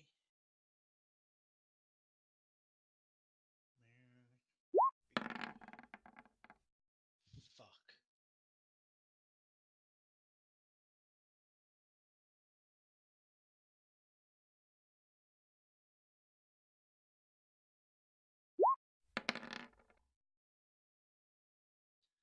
Oh, fuck. Ouch!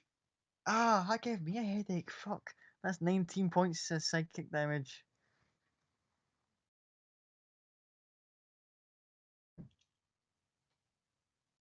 And again, is your intelligence, I'm hoping, higher than a 9? Yes. Yeah, again, you get that similar sort of brain fog for a moment, and you can just fight it off. You're not again nearby, but you're not quite sure where it came from. Oh, fuck. Fuck a duck. Alright, I'm literally going to do a perception check to see if I can spot anything that might have done that to me. Perception check, see if you can spot it. Come on. Come on. 21. Spot the one that done you, and you look up just at a glance, and you can see the one crawling about in the mast that's kind of eyeing up Copy. So,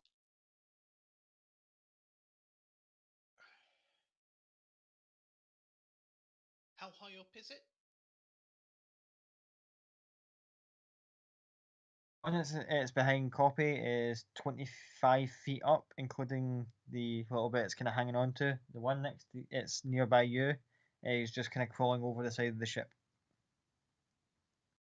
Dice disappear so that I can see the ship. There we go. Right. Let's see.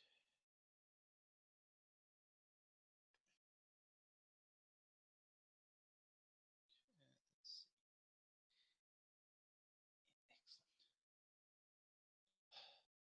Palor's light guide us all. I'm going to cast Bless at first level on Toto, Elspeth, and Copy. Okay, they've all got Bless. Right. Then as my bonus action, I believe it is a bonus action. Excellent, it is. It's only an action when I actually. I'm going to cast Spiritual Weapon. I hate to be that person, but you can't cast 2 spells in a turn. Oh yeah, yeah. I completely forgot. Oh, bless ain't a cantrip, so yeah, I can't do that. No worries. Thank you for reminding me. So ignore the spiritual weapon. Yeah, that's going to be my turn.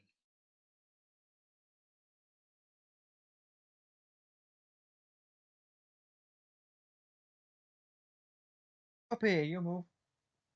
So you said this one was behind me, right? Yeah. As he notices it, I you will. still need, Yeah, I do point them out to people just to be on the safe side, because yeah, just like fuckfing, because he does not have the words or the charisma to properly convey what they are. okay, Copy, as you've now pointed out, you now see the little bugger hanging down from part of the mast. Make me the intelligence saving throw, please. So bardic inspiration, does that help with the saving throws? Anything And other than can I actual damage. You Right, also have and Bless as well, which you can use on saving throws.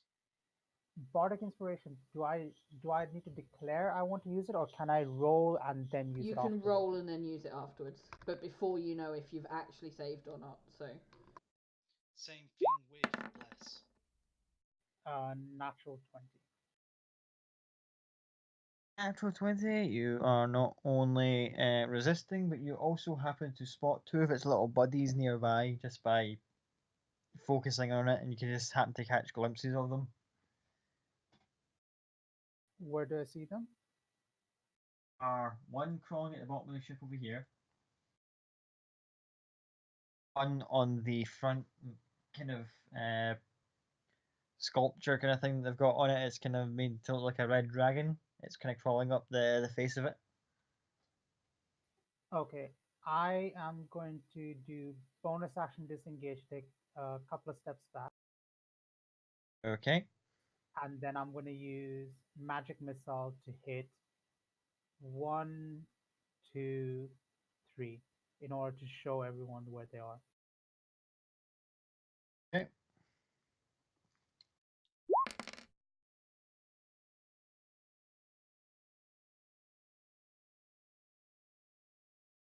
Sorry, one sec.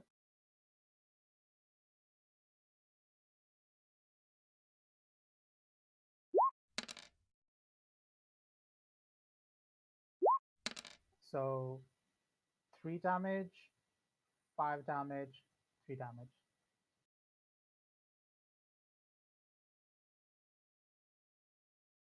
Okay, they've all been hit, and everyone gets a kind of good look at the little missiles just kind of tracking off and scalping these little brain buggers. Careful! That's my turn. That's your turn. Okay. Your turn. Okay, now I can see them. Yep, you can see pretty much. Yeah, pretty Okay. much all the ones that are on the ship right now. I want to shoot with the firebolt to this one who was next to Copy before she moves. Okay. You see copy dart back, fire off magic missile, you zone in on that one and back. And I miss. Unfortunately, 10 hits the mast a little bit and just kind of blows a couple of bits of splinters off. And this little thing just kind of crawls up from underneath it as if, like, you just try and shoot me. How dare you? Front two legs are kind of like, nah, kind of like spidery, aggressive, flailing at you. And that will be my turn. Go. Elspeth, your move. Okay, so as my action, I'm going to turn to Toto and go. Might help if you could get a few more shots off and cast haste on him.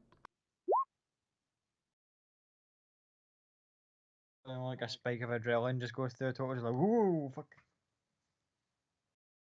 And then as my bonus action, I will cast Inspiration on Azzy, and I will go.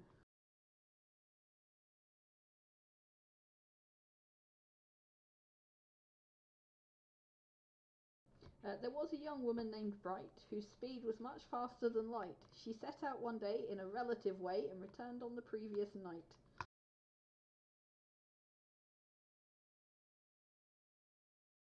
Hey. Okay, so inspiration. Yeah, and that is my turn. Okay, Claire, do you walk in? You just see little brain things just crawling over their ship. And The initiative order hasn't gone correctly. Toto should be before me. yeah, sorry, I just read the number there. Total, sorry. Oh yeah, I didn't even notice that. I seen the Okay. icons and just jumped immediately to it, so sorry, my bad. Can I ask a quick question? You know the previous turn when Maka went, she held a firebolt for when one of them appeared. Did she take that? Yes, she by any did. chance? Okay, sorry. When Toto fired his first shot, it marked it, so she turned around and blasted it with firebolt.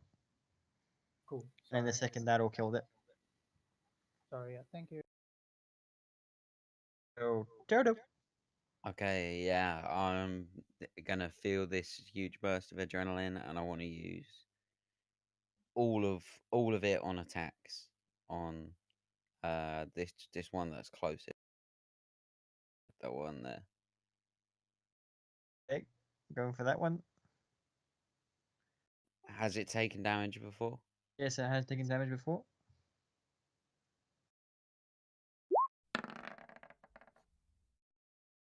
Okay, I'll crit. Yep, that definitely hits. So we just double in the first dice roll. Won the first die roll. Yep. So that's 12 points of damage plus, and the Colossus Slayer doubled too, right? Yeah.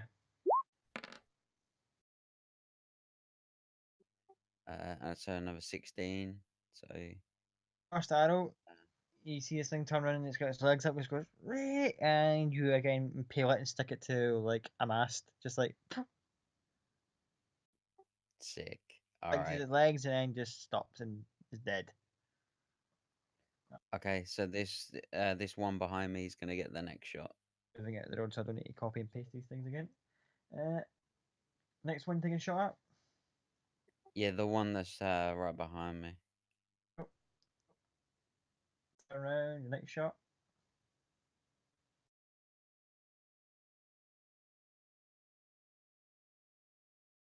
Take the shot, man. Take the shot.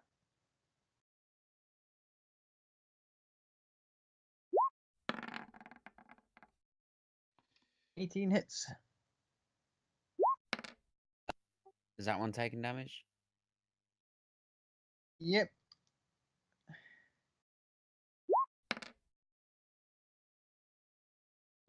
It's 11 points total. The arrow now again doesn't take as much effect as you thought it would, but it's looking like it's been hurt. All right, my last one's gonna go on it again. Go for it.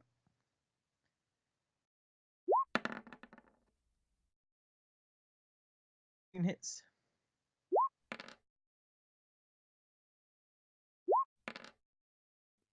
Another 10, halved, I guess. Yep. And that is me done. Oh, Cloud.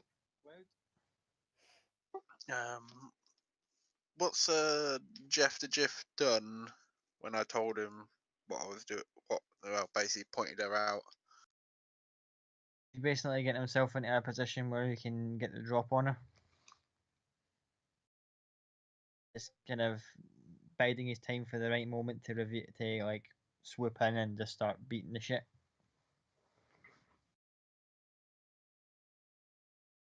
Right now, all he sees is a woman with like Percy style glasses, dark hair, and a white coat.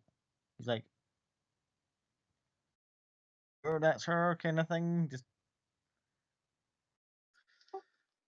Um, well, with that then, how far away am I from her? down here. Oh, sorry, she'll be up here. Cards to start moving. Alright, so with that, I will. I don't think she's seen me yet because I'm just looking like a homeless bloke at the minute. So I'm just gonna move straight up to her and hopefully, without her noticing, just stick the dagger of venom straight in her gut after activating it. So as you approach, you just see her kind of just like almost spin round on the spot. And as she looks as if she's gonna like reveal herself, Jehote decides, feline, duck, and you see like a big orange glow appear from behind you. Just drop to the floor then. Dexterity, a dexterity saving throw, please.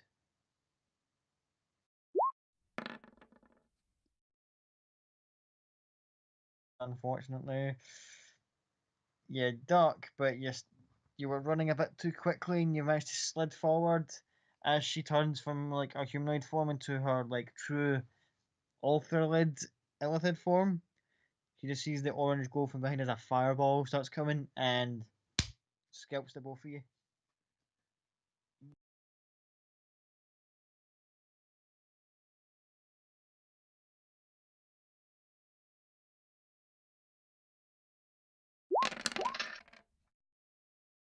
Take 29 points of fire damage.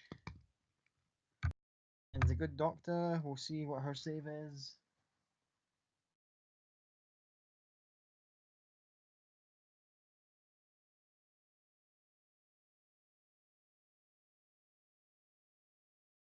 Anticipating somebody try to get a drop on her, but wasn't expecting the gift to get through from the other side.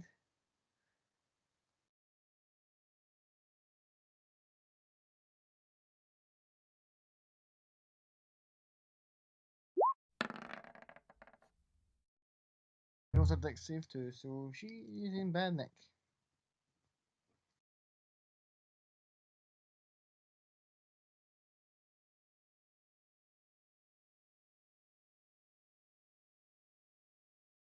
So she has now revealed herself.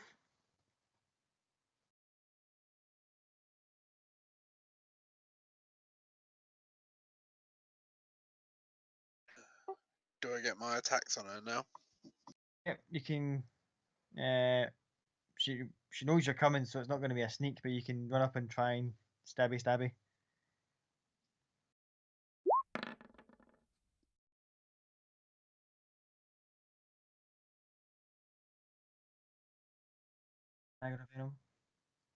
That hits.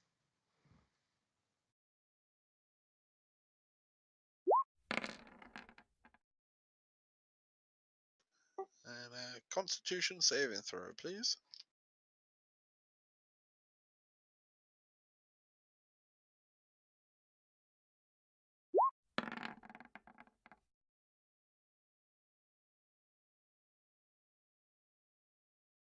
Takes that. Normal damage is what, 9 total?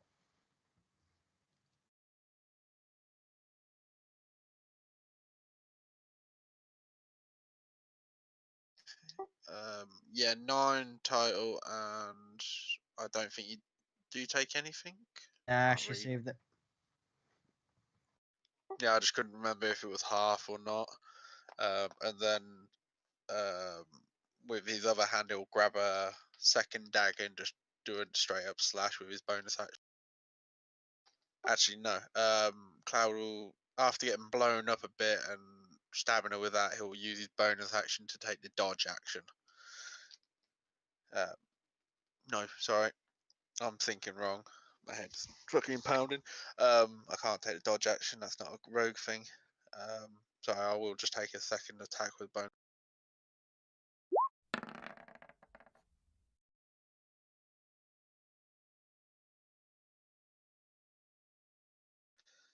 And whiffs it.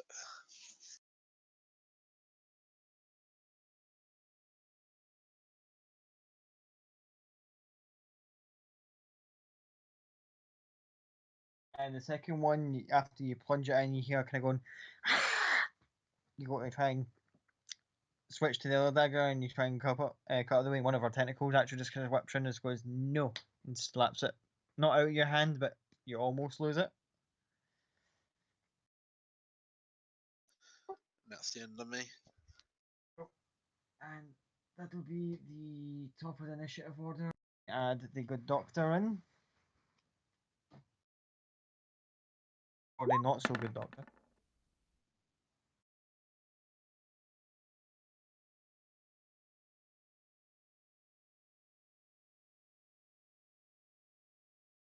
Jesus Christ, how does she have a +8 to her initiative? Jesus.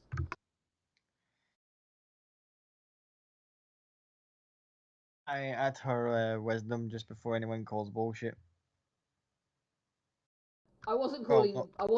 I know. Like, Before anyone Jesus. asks how the hell do you do that, I'm like, yeah, I'm monkeying around with this, and I'm just like, I'm going to take a note out of both my assassin and gunslinger route of here, add other stat to initiative to make sure you're on top, because bossing it.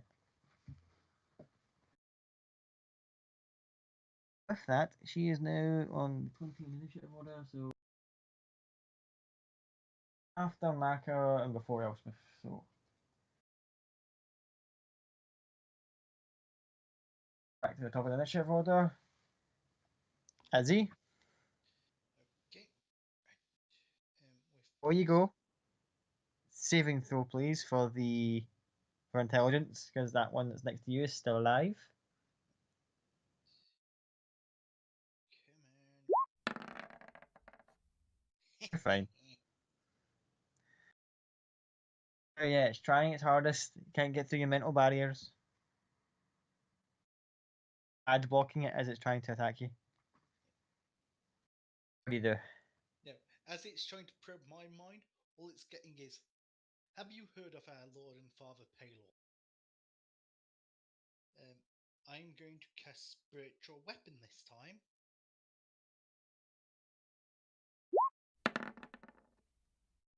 So I'm going to cast it right next to the one that's fucking with my mind. Okay. The spiritual weapon appears and swings. 21 to hit. No one hits.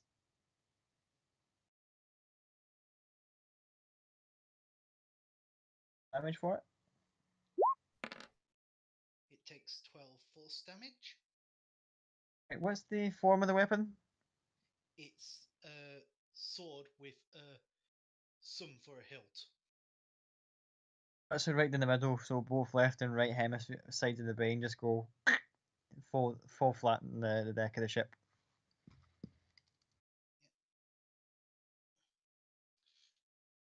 Then let's see.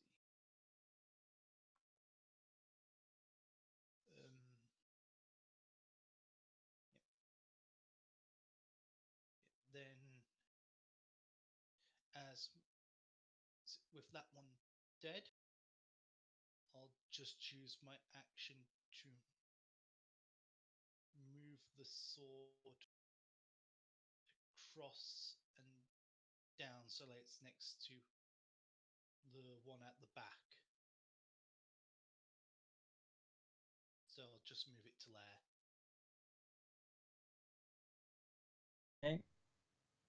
So you're moving up so it attacks the next one. I'm just moving it. Provided it's still alive.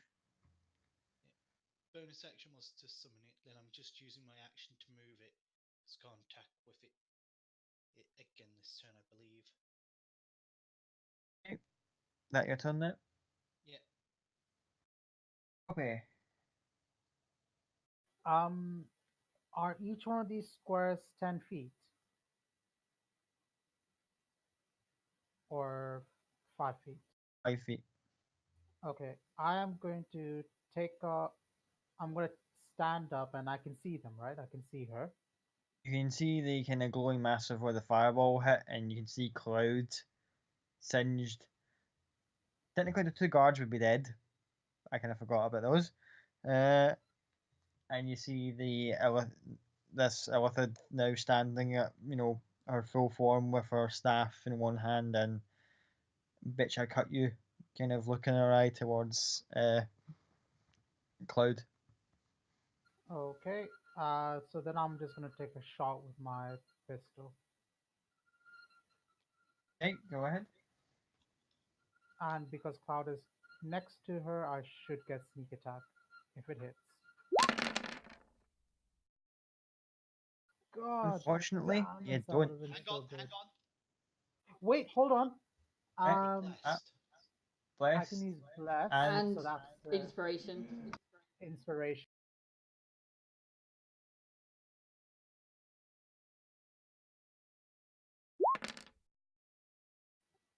So that's a 8. That's a 20, unnatural 20. Burned both. 20 hits. Bless is constant. You can add it to everything. Inspiration is just the once.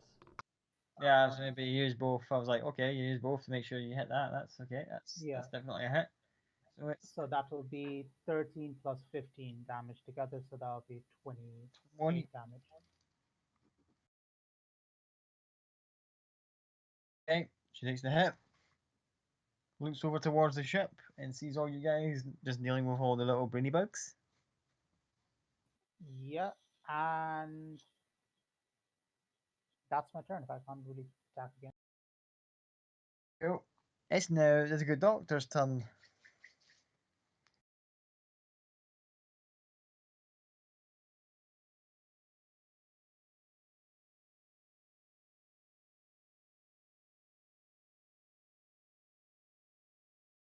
Hey, Cloud. You're about to get like you've probably seen this hentai before, but you're gonna get skipped with a tentacle.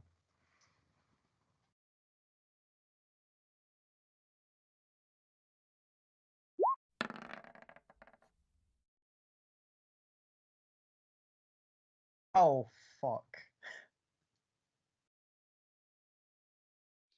For the record, yes, you did hear me rubbing my hands. I've got like stuff from work still all over my hands.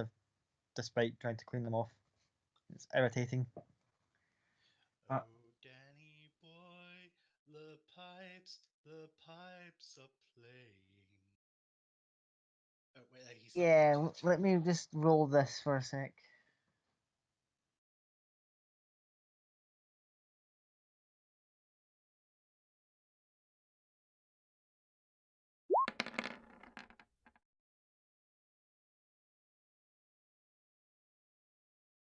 $39 points of psychic damage, and make me an intelligence saving throw.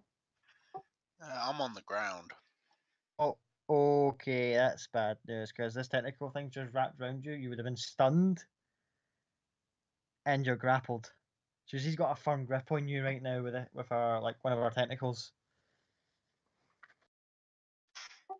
Good night, Sally.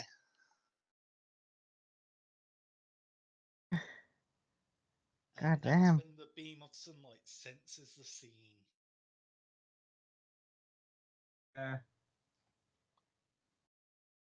You'll have to wait until next turn to properly act if he does anything at all. Maka?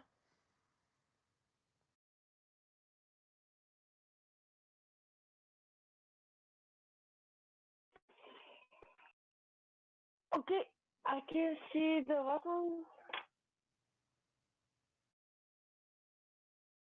I will try to Hard shoot to him with see. a firebolt. You targeting the doctor or the brain bugs? The brain bug. Ping Okay. which one you're hitting? Pick a target and let it fly. Oh, I can't. The one at the top or the one at the bottom? The top. So the one Okay. closest to Toto. Yes, this one. Okay. Roll the attack.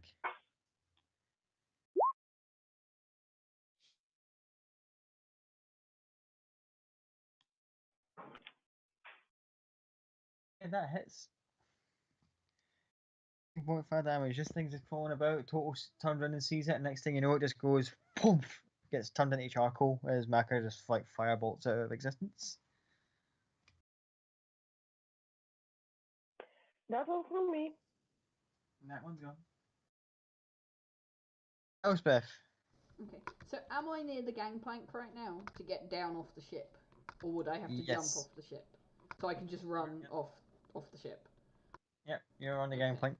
So I'm going to make a dash. Well, I'm not going to dash. I'm going to run my full movement over here. And I'm going to cast Healing Word at 2nd level on Cloud.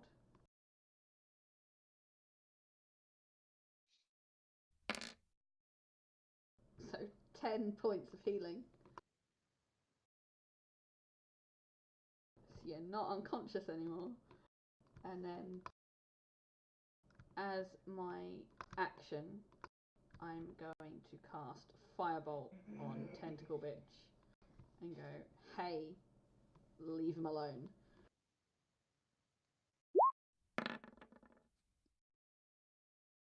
Don't forget 12. the D4. I can add a d4, yeah, let me roll that. Add I don't think D4. it'll make a much difference, but I'll do it.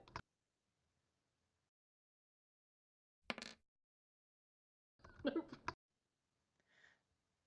As she feels the life come back into Cloud and she just hears you go, hey, you take go back, let her go. As you see the flame bolt, she uses her staff just to kind of like nope it out the way. Just like, boom. That is my turn. Cloud. We're currently stunned and grappled because, you know, Toto. well, Toto. Fucking hell, I keep looking at the initiative thing. It just Yeah, says, yeah, I keep. I did it. I'm gonna use my movement. I'm just gonna dive off the side of the ship and just start running in that direction. You've I'm got gonna use double speed. I don't want to use the dash action though. I want to No. use. Oh, you got double speed You've got because double of speed of haste. haste. Oh shit! Yeah. I thought you still had to use the dash action. No, your speed is doubled. You get +2 AC, and you can take 1 extra action a turn.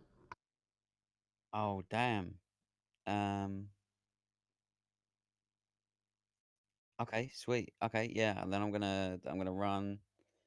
Um. I'm just gonna run right over to here. I'm gonna, as my bonus action, throw the dancing sword in the air and take an attack at her, which is still part of the same bonus action. Oh, roll for the attack. One sec, let me find it. I got it.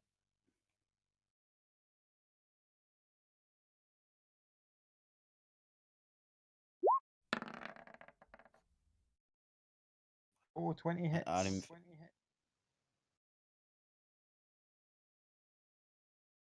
And she's taken damage before, right? But shit, not Hunter's Mark, Colossus Slayer, sorry. Alright, just take the 4. So 10 points damage on the first one. Yeah. And then I'm gonna use all the hasted shit to attack her 3 times with that sword as well.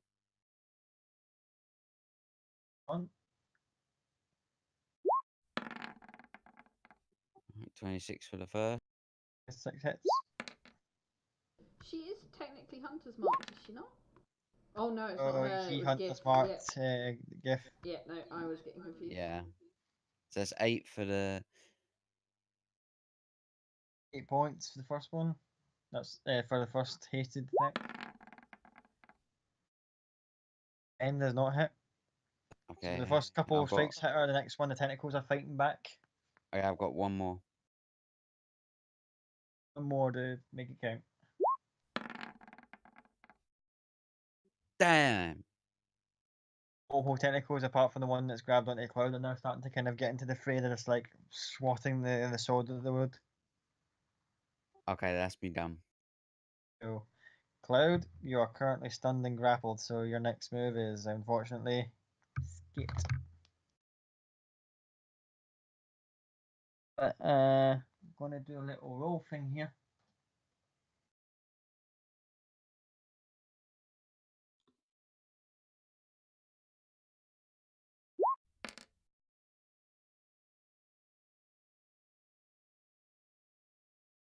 If boy still weighing up his options. Meanwhile, little brain bag down here.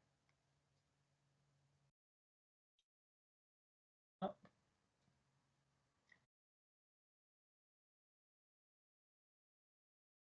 It starts kind of tapping on the deck a little second before it starts to move again.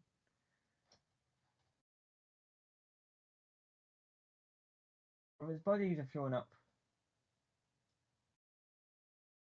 Aka, Azzy, and Copy all make me intelligence saving throws, please.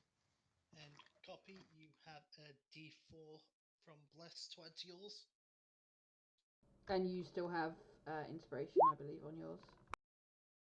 Maka saves.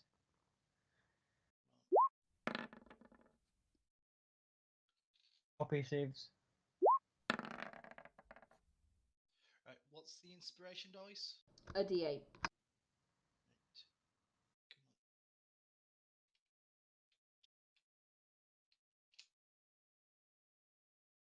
Come on. 15. 15 saves. Oh, thank fuck for that. And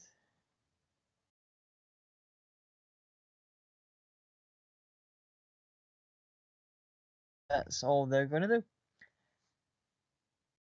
Initiative order. Ready? Right. Yeah, I just put that little blue dot to represent where my spiritual weapon is, simply because that way I can at least keep track of where I'm moving it to, because it's only got 20 feet of movement. So let's see. 5, 10, 15. Yeah, and I guess the 5 would bring it in. So I'm going to move my spiritual weapon up to this one and attack with it.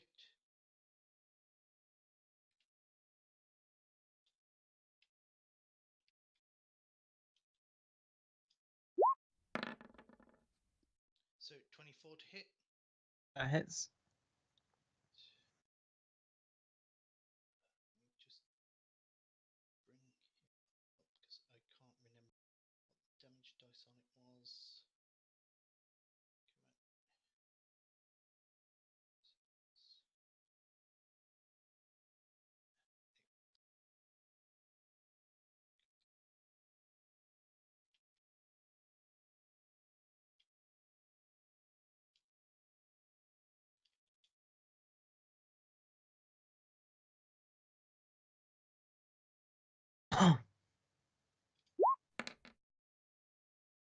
So it takes 10 points of force damage.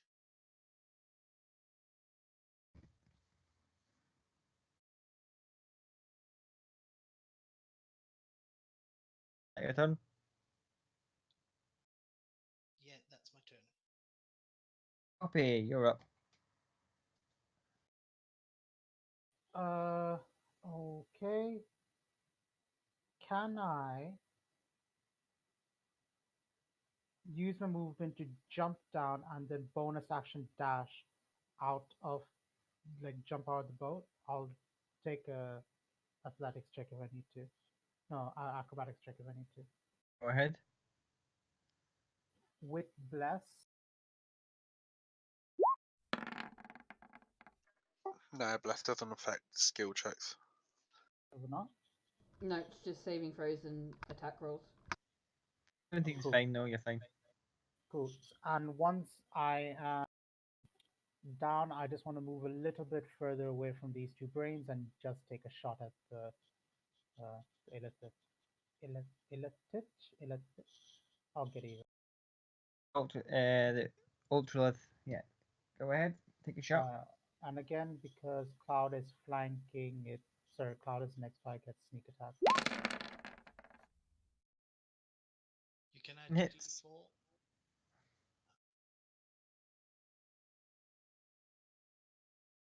You know what? I rolled d4 for my bless, but it added to the damage as opposed to the roll. So um, the roll will be an unnatural 20, and the damage will be 12 plus 11, 23.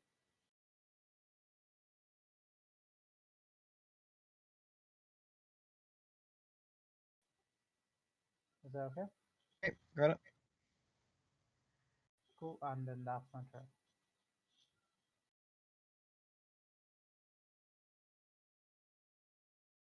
Back up. No, wait, actually, it's the doctor's turn.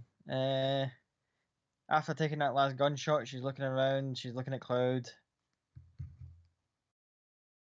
See that she's got the end of that staff of hers, which has kind of got like these gnawing little bits at the end of it. Or kind of turning and reaching for his head. But she just kind of makes a point of saying, like, "You wanna rule this day," and starts to cast something with her loose hands. I'm counterspelling it at 4th level.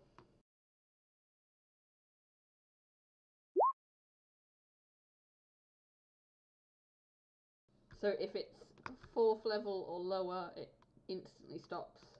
If it's higher, I need to make a roll. It is higher, so please make a roll. So I need to make a charisma check. and then it needs to be, so the DC is 10 plus whatever the level is, so. Yep. Fuck. No, I fail. She's gone. Disappears. As she plane shifts out.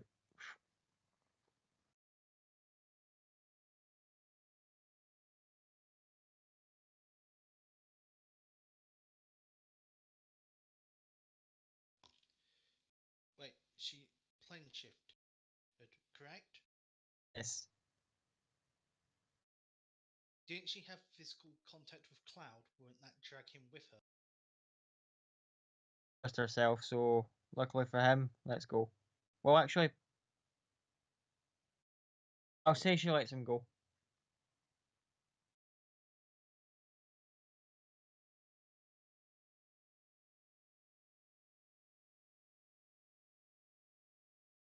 Are we still in initiative? Still an initiative because there's a couple more of the wee brainy bugs kicking about. So, Maka, your move.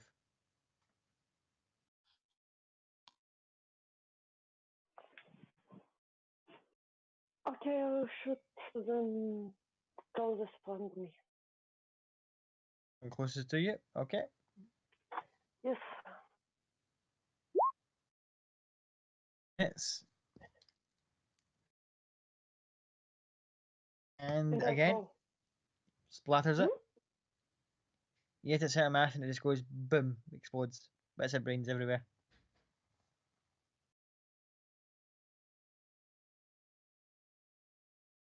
That's all for me. Elspeth, Uh, you've seen the good doctor just go evil villain speech, disappear. I'm just not even paying attention. I'm going to run up to Cloud and cast Cure Wounds on him at 3rd level. Running past the the burnt bodies of the two guards. Yep. He wins. So another 14 points of healing. And I'm going to go, you need to stop going places by yourself. And that will be my turn.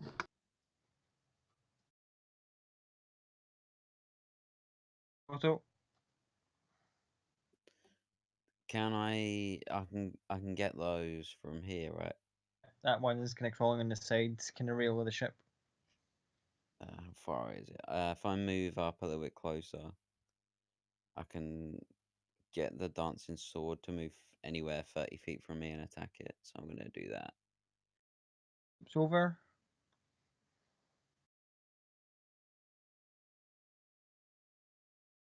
Attack roll. Yeah, I keep losing it there.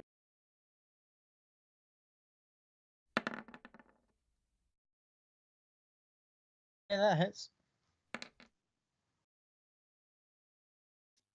And he's taking damage as well, right? Yes. All taking damage so far. Alright, it's 12. Am I still hasted? Mm-hmm. Yes.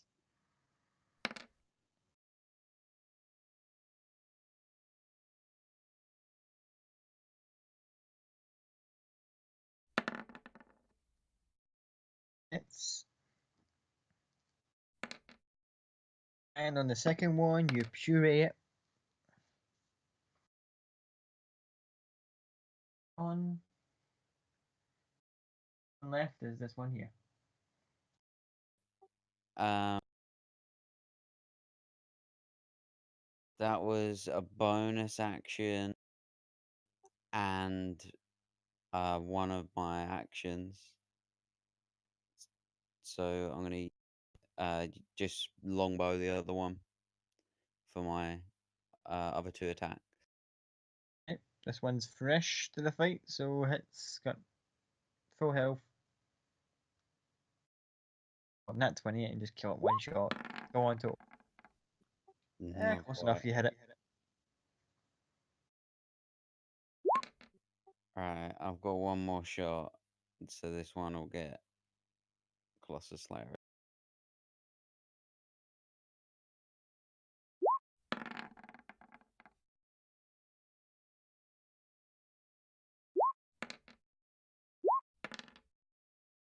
Oh, for fuck's sake. Alright, yeah. That's it.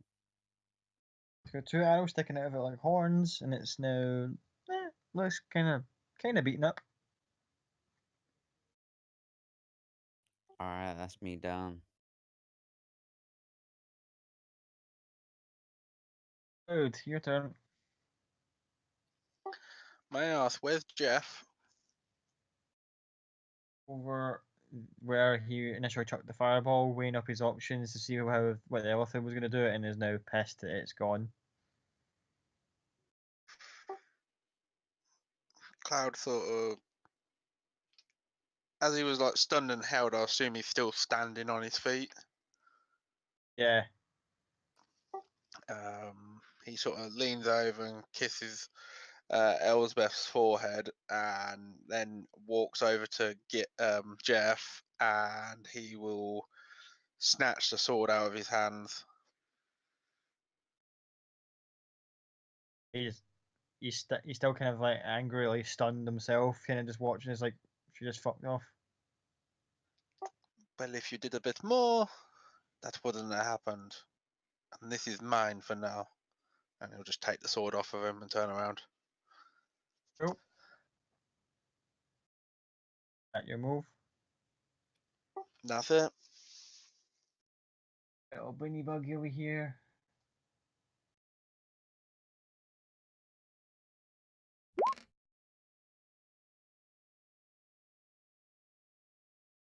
Toto, make me an intelligence saving throw, please.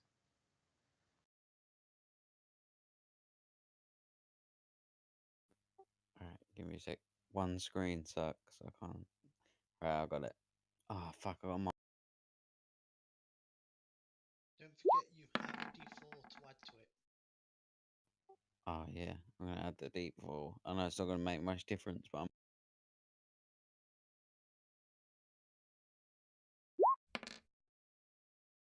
Yep. 11. Fortunate.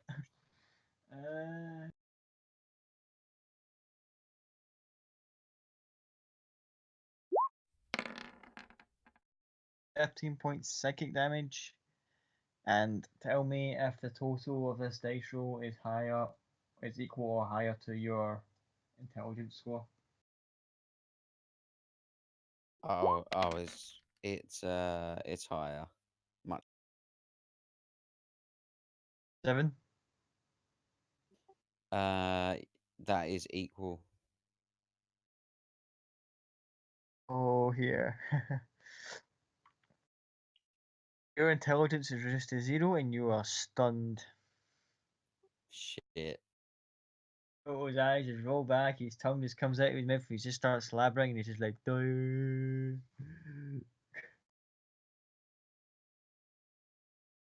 So normal for Toto. This little thing looks like it's celebrating with its 2 front legs, just going, yay! I got somebody!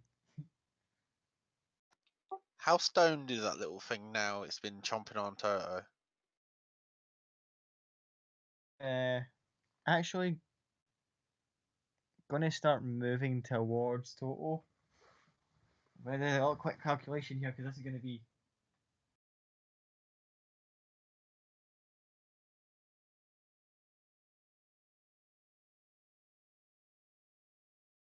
Okay. This thing's gonna start moving its way towards Toto's body.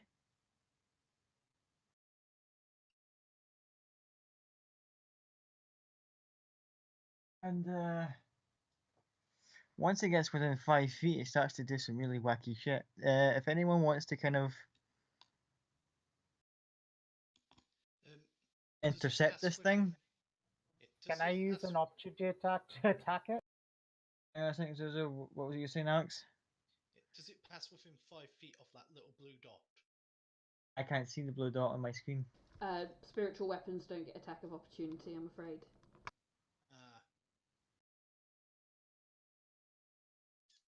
Then never mind, because there's nothing I can do without being physically close to it. would I be able to use my reaction to take a hit out of it? I'll say for this, yes. So with bless, I'm just gonna take a shot with my pistol.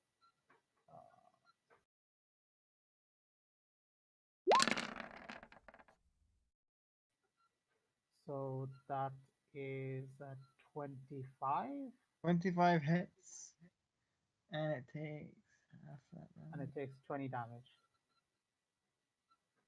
No, it only takes 6, and it doesn't proc on opportunity attacks. Oh, okay, sorry, 6. It clips it, and it still keeps going. Aka, do you want to do anything? Sitting next to Toto, and it looks like it's doing something really wacky.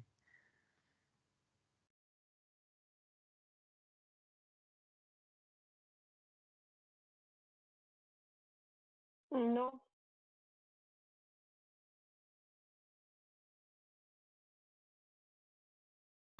Would I potentially be able to get a firebolt off? Good, yes. I keep forgetting you can do range attacks. A 9 will not hit, I'm pretty sure. 9 does not hit. Cloud will take a shot with his short bow. Okay, pull the short bow.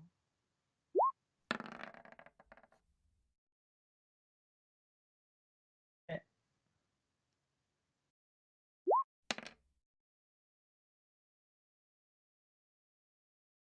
Means piercing damage is not dead. Anyone else got anything you can throw at this fucker before I go any further here? In fact, you know what? Can Azzy not throw a sacred flame if I was able to get a firebolt off? Yeah. Yeah, I'll do Sacred Flame then.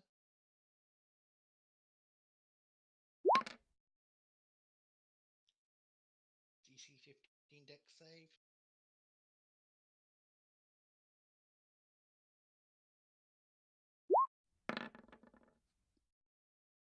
So it takes 5 points of radiant damage.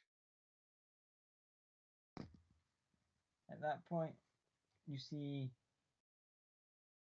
your friend Jeff here disappear, reappear next to it, and he's going to take one little swing at the bastard. Because I feel guilty now.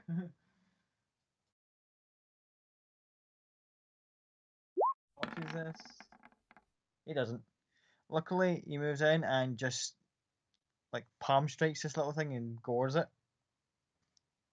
He's now picture wearing like a brain glove.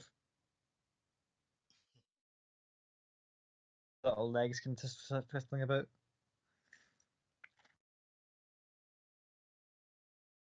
And thankfully, it's killed it because he was about to do body thief. Yeah. Those who don't know, it would devour Toto's brain and replace it. Fucking hell. So would there be much difference? Why not? But I was I literally thought just going to ask, would that be worse or better for us? I've never felt more appreciated. Hey, I got cracked in the nut, so I'm allowed to. We just figured out Toto's intelligence score means Toto can't read.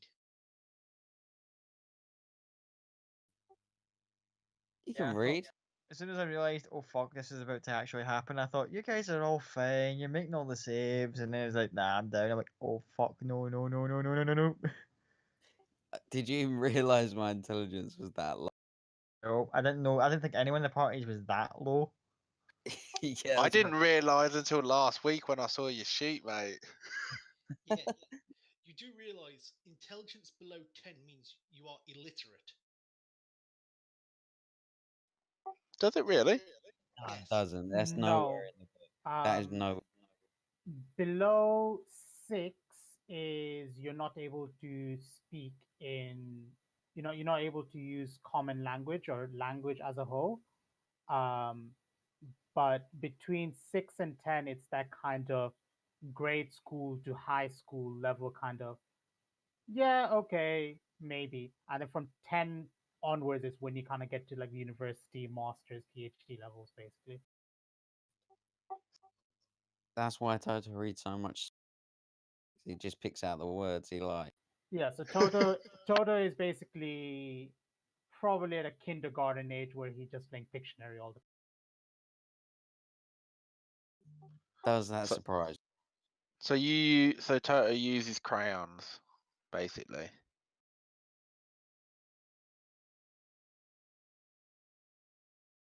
Yep. Yeah.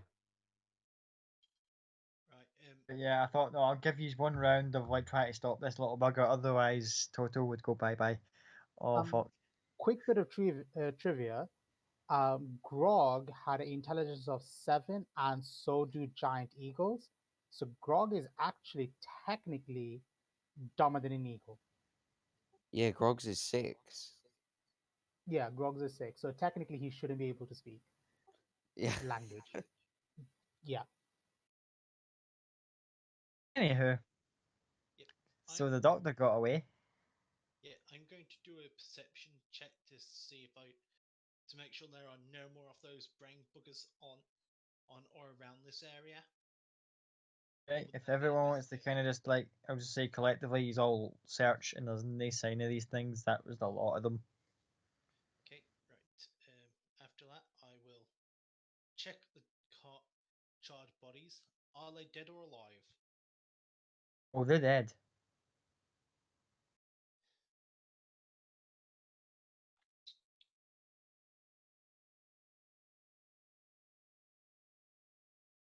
How long's it been since they died? I would just say just under a minute.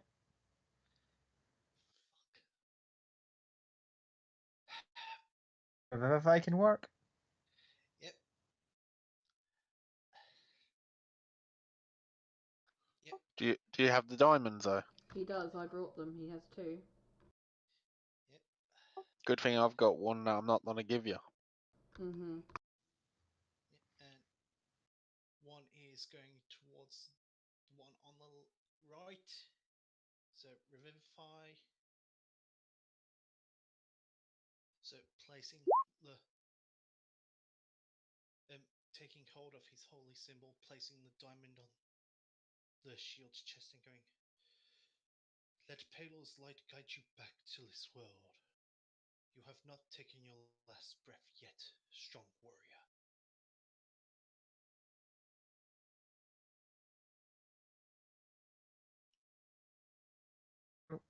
First one is back with single hit point.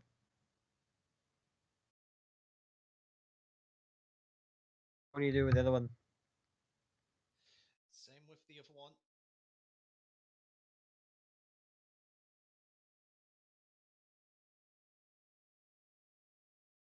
Okay, and the other one is revived.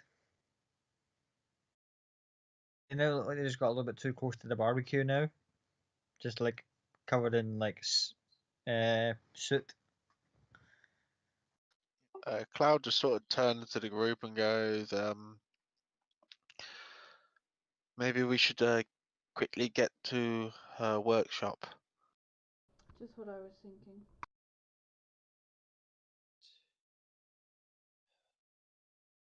Right.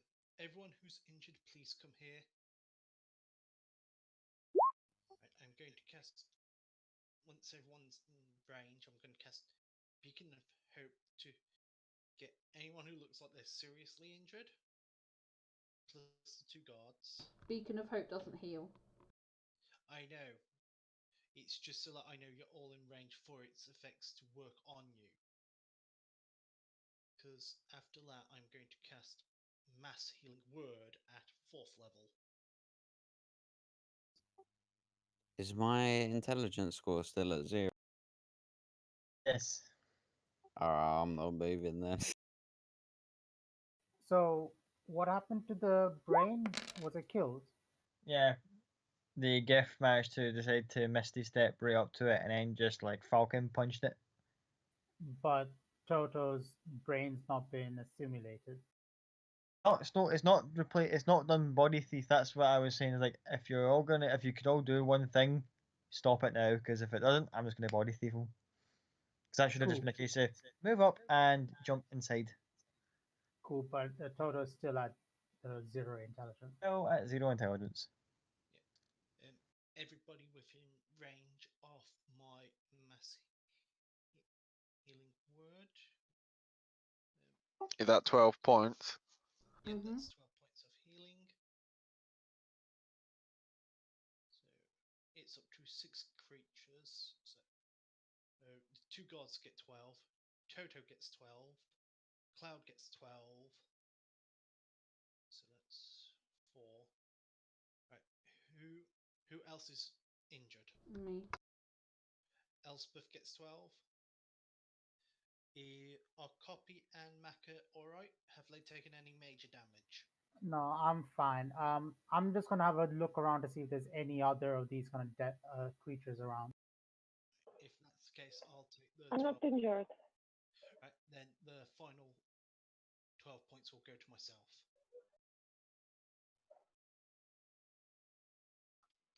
Cloud just basically points at the and says, and then goes, "You take care of my friend," and points at Toto, and then he points at Jeff and goes, "You cover your face and follow me." And he'll just nod to Elizabeth and head off to the professor's workshop. Elspeth's following because fuck letting him go places on his own. Yeah, and I'm there with them as well. You want Jehovah to follow you to the workshop? Yeah.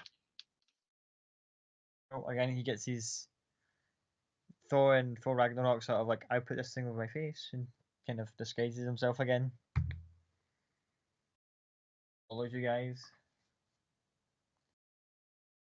And it takes about a good half an hour to get back to where you remember where the workshop is. You get to the building, open the door, go into where the initial office was.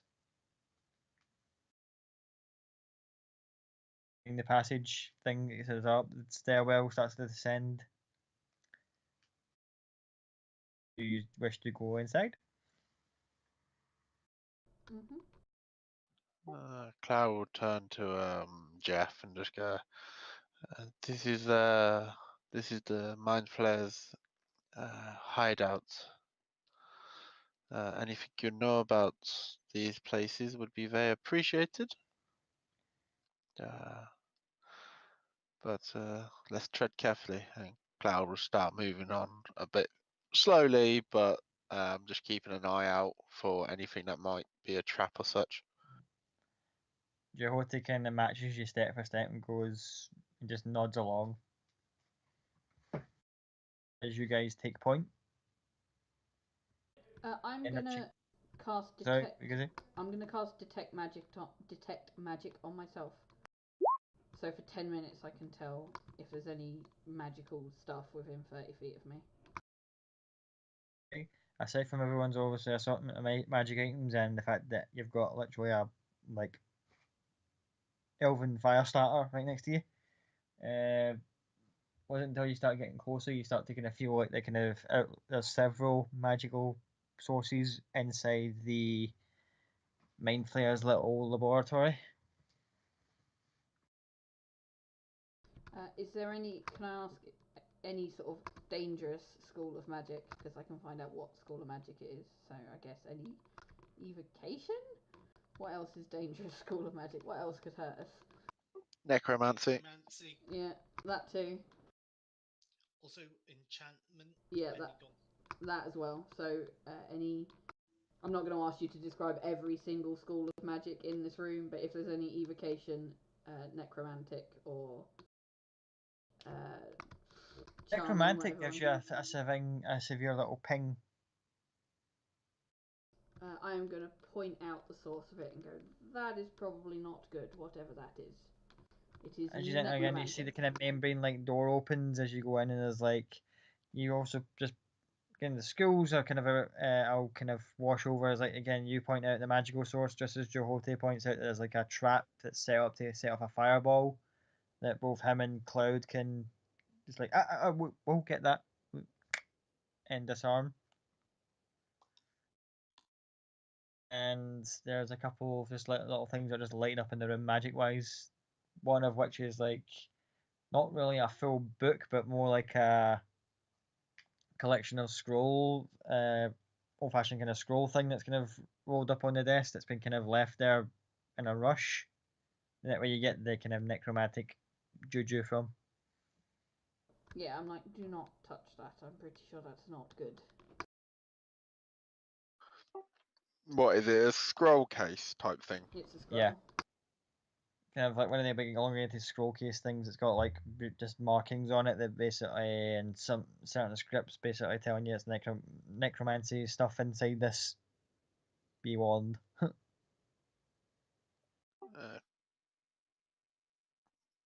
Cal will just carry on slowly moving around, checking different rooms and everything.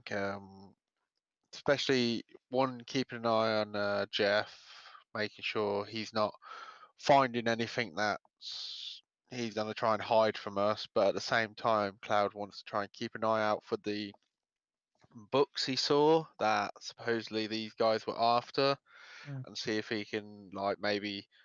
From what you remember, she left most of them in the kind of back room that she hid in while you guys were discussing things. But as you're searching about in the other room, I will say that there is like a rack of what look like staffs or spears that when you walk by them, they kind of move as if like they're kind of getting closer to you, and as you get too far away, they kind of just like straighten back up. I just sort of nod towards them and say to Jeff, "What's the deal with those things?" I'll look at them and I kind of just like snarls around. We hate those things. They're just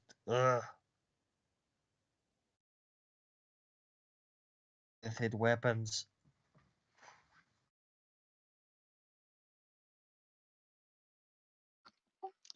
Fair enough. Let's carry on searching. She might have returned here.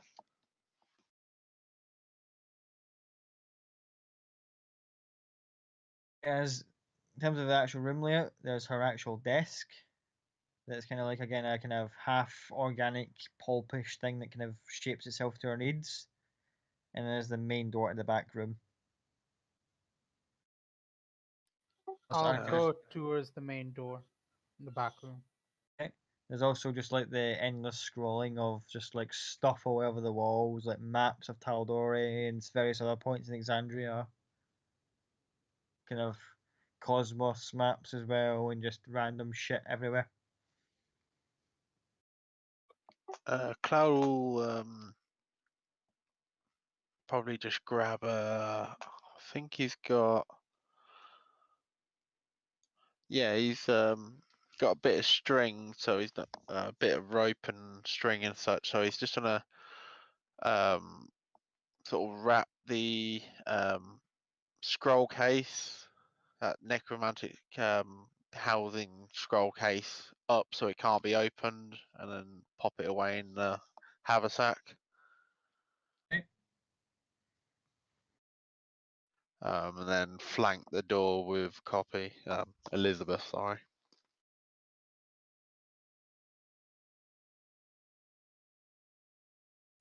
Okay.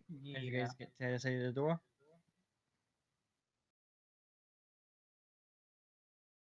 I'll do a quick countdown before kicking the door open. Okay, count it down. 1, 2, 3, and then just bust the door open.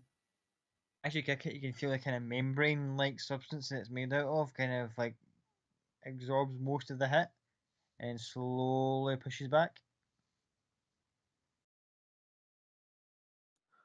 Cloud just sort of looks at Jeff, see if he's got any ideas. Slowly pushes back as in it doesn't open? You've kicked it and it looks like it's kind of got a dent in it, then the dent kind of slowly pushes itself back into place. I'm gonna call down. Have you tried pulling the door?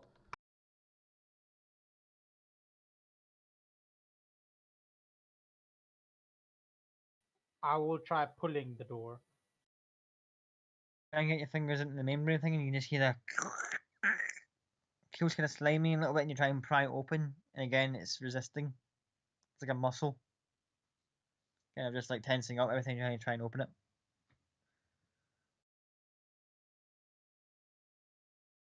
Nothing works. Cloud will summon the blade staff and just like try and cut. If it's like flesh, muscle, he's just trying to try and cut it open. You plunge in and you can get essentially a weird kind of sense that the door felt the cutting of it, and you're as you're cutting through it, it's very thick hide, almost like, and you're just slowly kind of like cutting your way through. You can see fluids coming out of the cut marks. It's just like this very unsettling. You're cutting through it. Your horse is just kind of watching you, kind of going, taking your time. If you got any better ideas, In which case, he takes one of your daggers out of your pocket and starts kind of cutting it along certain seams. And then goes, now kick it to copy. I'll do a karate kick. Obviously, his eyes, obviously attempting to show off, and you kick it, and the door kind of just like slowly folds itself open, and then just kind of as almost as if it gives up, and just kind of goes, yeah, and just kind of recedes back into the walls.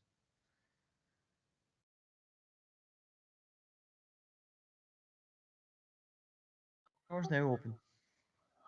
sort of just nod to Jeff and He hands you back the dagger. appreciated.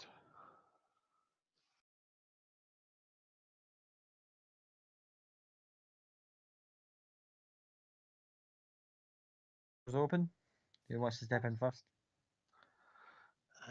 Cloud will carry on checking for traps with Jeff if he continues with him, and start slowly moving in.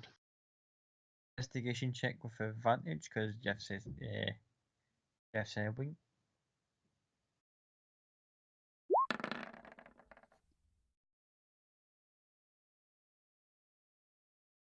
There's like a weird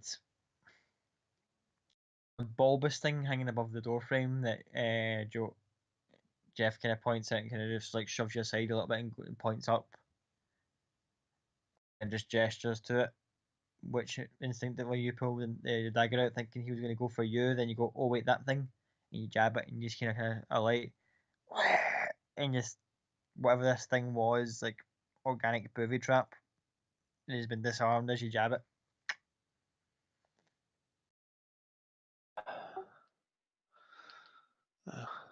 Thank you. Let's keep an eye out for anything else like that. And we continue in. And as you look in, you can see a very well stacked pile of books. Is there anything else around the room? There is, again, a similar looking staffing to the ones you found outside, but it's got like more braille like runes over the back of it. A fancier version of the normal ones you see out there. Cloud will like sort of distinctively try and gesture towards that for Jeff to look at as he sort of moves towards the books, trying to hide, sort of just cover them slightly. Oh, you guys are looking at that. Maka and Elspeth, are you in the main kind of lab area? I am.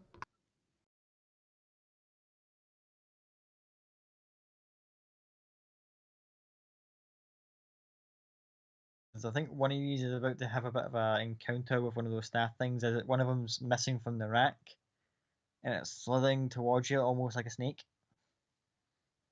Very slowly and not very much movement. It's kind of slowly edging itself towards you on the ground. To me. Either one of you, whichever one just wants to react first to seeing one of these. What was like a staff just lying at the end of the wall. One of them's got loose and is now just slowly slithering towards you.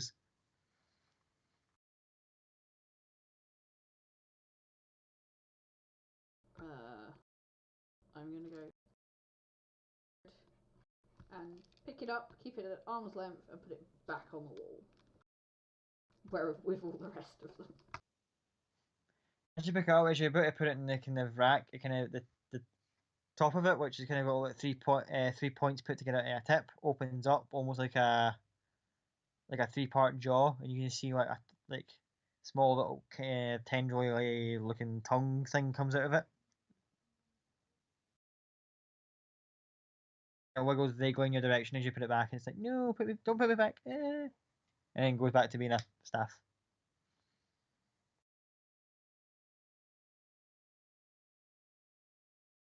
I'm like, I do not want to know what that lady was into, but they are fucking weird. Anyway, back to inside the lab. What was it you said again, Claude? You're just double checking everything before you pick up the books? Pretty much while trying to distract Jeff in a different direction so he doesn't take too much notice of the books. I'll accompany with a distraction, but like dropping a bunch of things on his leg or something like that. Okay, both of you make deception checks. Do I need to make a deception check, or is just giving Cloud an advantage? Both of you make deception checks.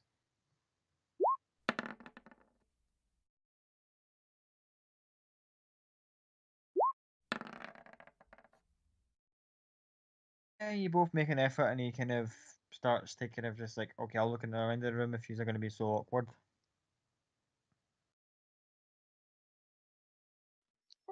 Cloud will sort of grab the books and quickly pop them in the haversack while he's not looking, and then carry on looking around the room, see if there's anything else of interest. There are more books than what she showed you last time, so whatever one she was keeping from you've got them all. As you're all looking around, there is on our kind of T-shaped rack behind you. It looks like a very bizarre looking undershirt.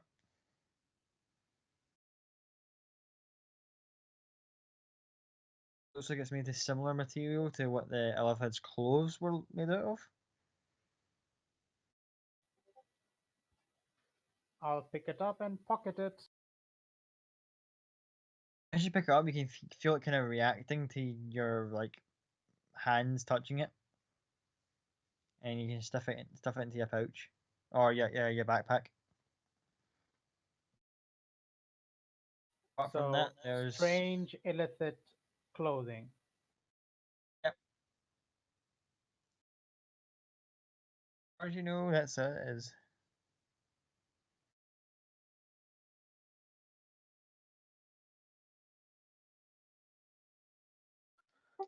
Is that everything in here? that's everything in here. That's everything in there. Cloud will ask Jeff, is there anything special about the staff in the back here being like more decorative, or is it literally just that it's decorative? Looks at the ones in the rack outside and goes, Mind Flayer not the strongest of creatures. They prefer to use their psionic abilities. After we give them the general shit kicking in the uprising, they started using them in limited numbers, but and he points to the one that's in the room and goes, this one looks a little more complicated. May I ask, what do these things do? And is it just Illithid that can use them, or Kind of looks out and notices the whole display of Elspeth putting one back, and it's kind of getting that whole sort of like thing because it's like getting put back. And he goes, perhaps a demonstration to show you how these things work.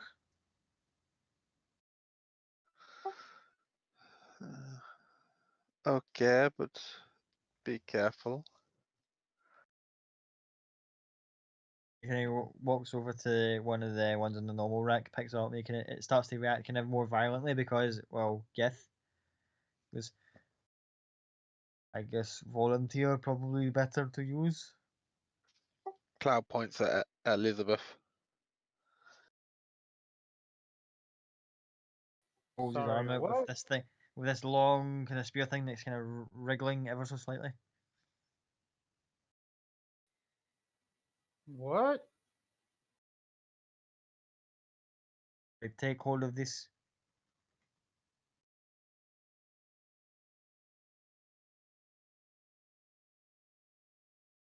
He's holding this thing out outright. It's like slow. It's like a big eel, just kind of slightly, just like with a bit of lethargy, just kind of moving back and forth. Does he want me to hold it, or is that what it is? He's handing it over to you, going, take this. Okay. I'll take it.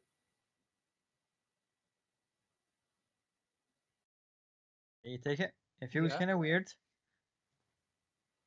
As it's again still writhing about, the top part of it kind of opens out into its three-pingled jaw again, and you can see it as it kind of turns towards you. You can see little tendril bits, like multiple tongues start kind of come out, just like coming towards you in a kind of uncomfortable fashion. And Jehote points towards the desk and goes, "Point it." I'll point it towards the desk. Okay, it starts to straighten up a little bit, still kind of wriggling about a little. And he kind of gestures with the other hands with offhand. And he points at like a set of 3 blisters on its back and goes, "Press one of those until it bursts." Yeah. You do This make is me well creepy. a ranged attack against the desk. Um, Ranged attack. Is it what? Just roll skill? d20 and add your dex.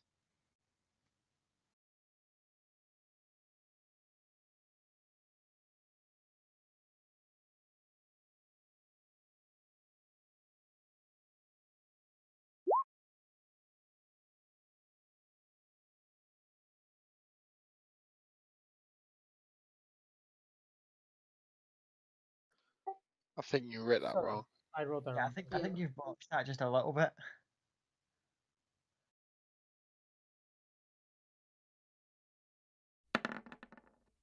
16. Sorry.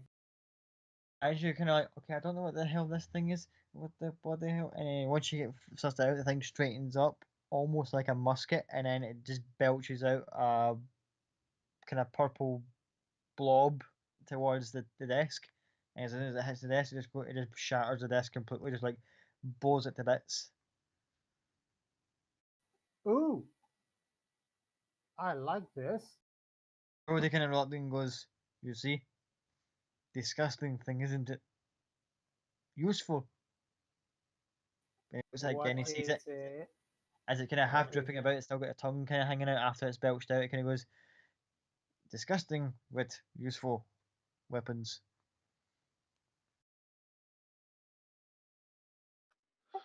Interesting.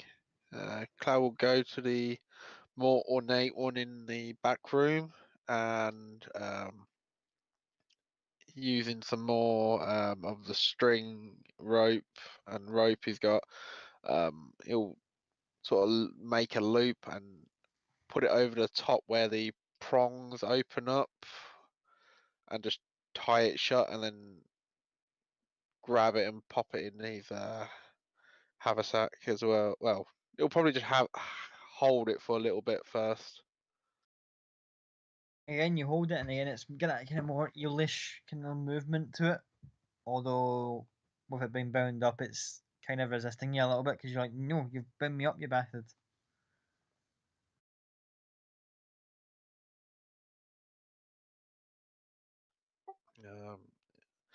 It'll just sort of So I'm gonna put Hold on. weird stuff in my inventory. Pretty There- much. There's another 3 of them in the rack if anyone wants to take another one.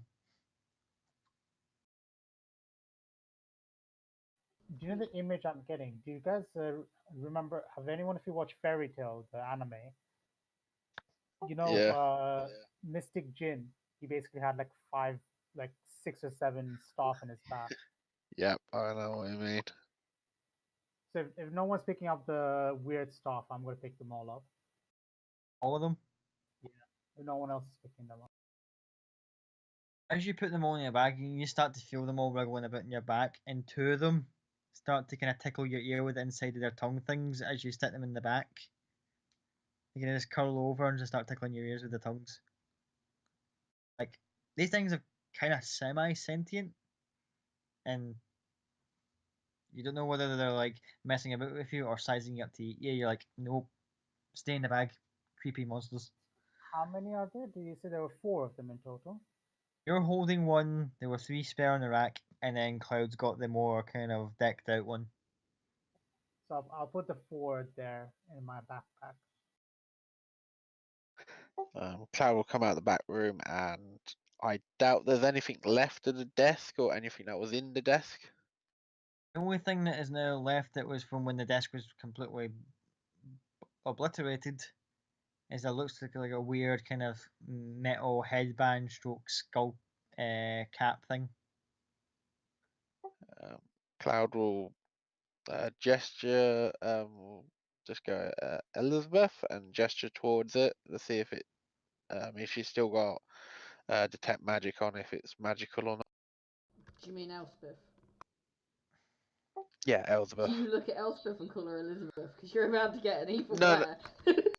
No, that was just that was Traz being a div, not Cloud. Has it got a magical aura? Magical in a sense. It doesn't conform to normal schools of magic that you've encountered before. Okay, I'll go. Well, it's magical, but not any magic that I've dealt with before. Okay. Cloud will go over and gingerly pick it up and pop it away as well. Yep.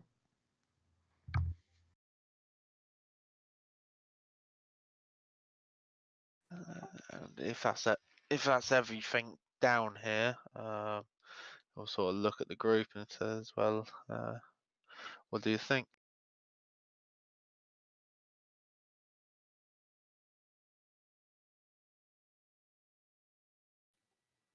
I think we need to be more prepared if you want to kill him. Her? Kill her. She escaped this time, but we need to be more prepared.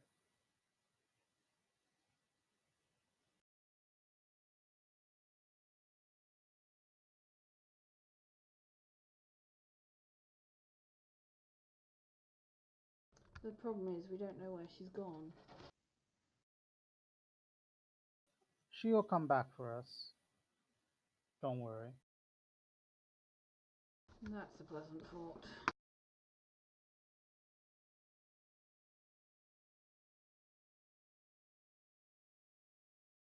Should we go back and check on Toto? Yes, I don't think there's anything else down here. We will might be an idea to send some people here to explain what's been happening as evidence.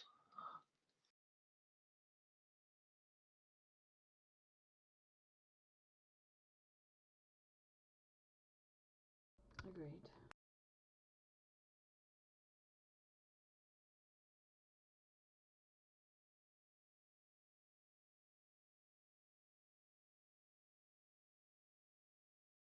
I assume Here's we'll all walk to where Toto is. right.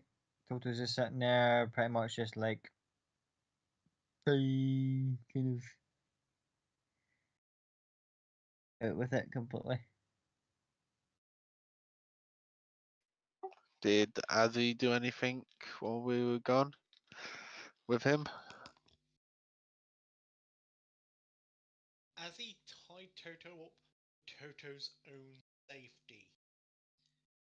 Because at some point, Toto just started moving and tripping, and as he was just like, nope, this is for your own good, and just tied him up so that he couldn't, well, run, fall over, stab himself. So he's just like, good boy. Whilst also every so often checking on the guards to make sure they're okay. Guards are a little shaken. Not so much from the fireball, but more the fact that that thing had a hold of them.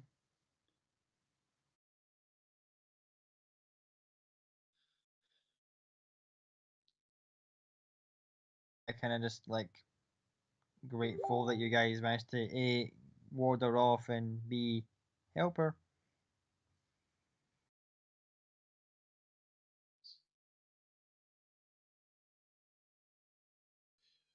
Which division of the shields do you belong to? I kind of look at one and goes, we're actually one more recent auxiliary corps, courtesy of Miss Keller.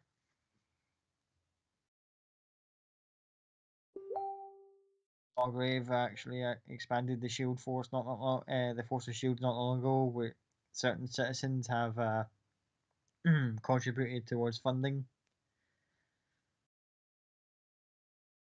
to her. Well, not belong to her, but you get what I mean. Yes, I understand. And just take out a little lot of paper and write down 2 diamonds for 300 gold. Spellcasting, 50 gold. And give them each copy. Hand these to your superiors. That's my bill. I look at you confused for a second and kind of go, okay. I may be blessed with the talents of Paylor, but it doesn't come free, especially when I have to use 2 very expensive diamonds to revive you 2.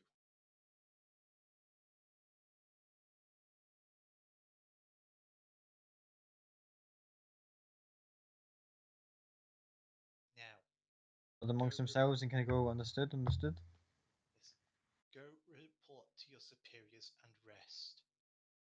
You need it.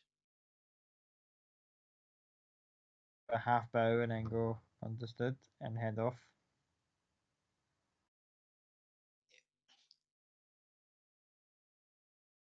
And whilst they're doing that, I'm literally just doing everything I can just to get any civilians or whatnot that try to get up towards the ship.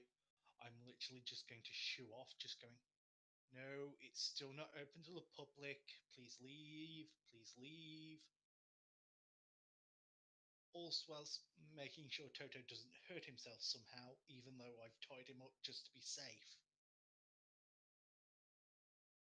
You want add to anything to what the now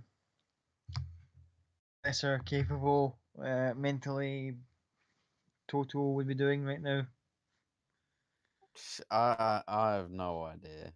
Just lying there drooling, I think. Or getting like mesmerized by the fact that he's like platform Crocs have like fish inside them. He'd be like, oh fuck. Yeah, that's another reason he's tied up. He tried to eat the fish without taking them out of the shoes. Anyway, as the party inform certain members of the Cobalt Reserve, by the way, the hedgerow was actually a squid monster. They've got a couple of researchers to go down with some like bodyguards and some hired help to go and clear out the mess. All the while looking at Elizabeth's bag, which is kind of now wriggling with these things sticking out of it. And they're like, "What the hell are those?" I honestly don't know, but they looked fun enough, so I took them. Again, one kind of pokes out from the bag and starts kind of just like sticking their tongue things in your ear again. I am not sure whether it wants to kill me or likes me. You want one? I'm looking at stuff like we don't. That thing looks disgusting. Why would we want one? And there's a guy at the back kind of going, I kind of want one.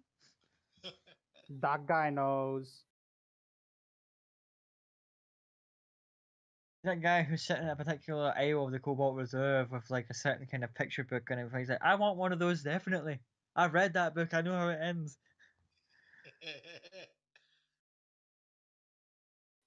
What book is that? Long tongues and how to use them. The Oh, X-rated version. okay. Right, anyway, we'll get sidetracked with head tie jokes. Okay, before we go any further. So the workshop stroke laboratory thing for Hedro has been secured. Anything else you guys want to do before you head back to the ship?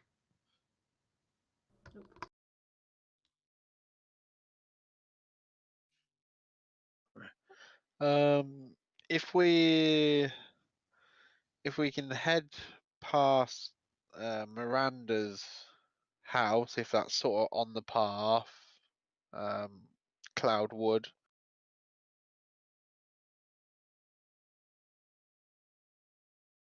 Okay. Just to sort of, like I say, if it's on the path, if it's out of the way, then he won't bother. But if he's on the way, It's if not too big a diversion. Cloud will head that sort of round that way a little bit. Elspeth will go. Thank. Clover is in the garden. If you can bring her back with you. I can do that. So if I let everybody else head on, and Cloud will head there, and he'll just ask the guards if a half orc has been by, and describe Huggle to them. I take a moment to think about it and kind of go, yeah, we've seen him not that long ago. A lot of funny looks because half orcs in Westruun are kind of not really common. But then again, neither was a whole pack of actual orcs, and you seem to be attracting the green bastards everywhere you go. Well, it's not too bad. It's better than invading skinny ass assholes who come and attack us. At which point, Jehote is kind of sitting with these guys going, yeah, ain't that a bitch? And kind of just side eyeing you as if, like, don't push it. Yeah, no, what sort of dicks they are. I just wanted to check to make sure he's alright. He probably came around asking that he heard a funny horn or something. Yeah, he mentioned something about a horn, but we thought it was some kind of innuendo he was talking about, so we kind of just brushed it off. That's fine. Just here to pick up the dog, and we'll, if you could, is the lady in? Anna's currently in the middle of a meeting right now, and we've always got word of what happened at the ship. Some sort of incident involving a fireball and a bunch of weird creatures. Two of the guards have only just arrived. Speaking of such things. Yeah. If you can just let her know there may be a slight hiccup with the whole get the ships working straight away. And maybe she should go talk to the people at the Cobalt Reserve about the explanation. It's a bit hard to believe, but yeah. And Cloud will just nod and quietly go like round if there's like a side entrance or something to the back garden and grab Clover. Or like rather than going for a back entrance, is like the kind of gardens kind of built into, like, say the house was like a kind of rectangular shape. The garden's actually built into the middle of the estate, like a kind of hollowed out square. Right, yeah, I got you. Yeah, so you need to go through the actual house, and then once you go Yeah. through that kind of back door, it's like a, well, not back door, like kind of middle door, going through into the kind of central garden bit. And you go out and you see little Keyleth playing about with Clover and Clover looks like they've, go from this kind of white greyish, silvery fur, but you see suddenly that she's got this what looks like Her Majesty's Palace Guard looking hat on her head. Which every now and again you can Okay. see like the top of it open up with a set of teeth and a tongue comes out of it, so you can go, okay, mimic. He seems to be just Yeah. taking random ass forms now. Just like, I can change it into all sorts of things. Oh dear, oh dear. Cloud sort of just whistles for Clover's attention. Once Clover looks over, he'll go, "Your mother wants you. Come on." And he'll just bow, sort of like a small like bow to Keyleth and says, "Good day, my lady. Hope you are well." He's just a really enthusiastic wave. Unfortunately, we can't stay long, but we'll see you again soon. And just sort of move Clover along to follow Cloud. As you're ready to head out, you can see like bright lights behind you, as if there's a group of dancing lights just kind of following you through the house now. Back, you just see little Keyleth is kind of like waving her hands as if she's sending them off. Cloud sort of, as he leaves the front door, he just sort of waves and smiles, and just does a minor illusion of lots of little lights glowing through the hallway. Standing just outside of reach from the guards, just kind of as Jehote just kind of going, "Oh now." Yep, let's head back. Yes. And Cloud will just nod to the guard and have a good day, gentlemen. They kind of just nod back. I'll say everyone else joins up outside the ship. Do I Toto see? still. So you gonna say back up? I was about to say, do I see Toto tied up on the floor like a prisoner? Yeah, you seem tied up. I'm gonna march over to him and untie him and turn to Azzy and go, "Are you fucking stupid? Is this how you treat people? You tie them up. You didn't think to try and fix him? You didn't think to see if you could find someone that could fix him? You just tied him up like he was nothing and left him there, did you?" I had used up all my spells. I was trying to stop the public from getting onto the ship and stop him from eating his shoes. You could have got guards to protect the ship, that's what they're there for, and taken him somewhere to get him fixed if you cannot fix him. And I'm gonna attempt to pick him up, or basically go, "Toto, do you think you can walk? I know you're probably not aware of too much right now, but I want to try and find you somewhere that can fix you." And how does Toto respond? Do you want me to make a persuasion check to see how persuasive I can be to someone with no intelligence? Wait for a minute. Let's see how Sam handles this. How does Toto respond to all this, given the fact that he's got a 0 intelligence score? I don't know. I don't think he has any idea what's going on. Like, with 0 intelligence, am I just a cabbage? Well, Toto always fought with his dick anyway. Now he definitely has to. I'm surprised he's not just going, "Not the mama, not the mama, not the mama." I don't think he has any real idea. He doesn't have a good idea of what's going on at the best of times. Now, yeah, no, I Oh, just, come I on. don't. That's right. He's got 0 intelligence and he's still baked out of his head. It's like minus.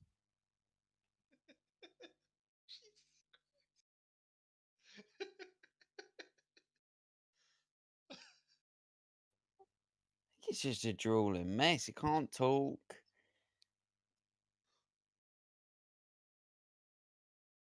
At least he's still able to control his body. To a certain extent, yeah.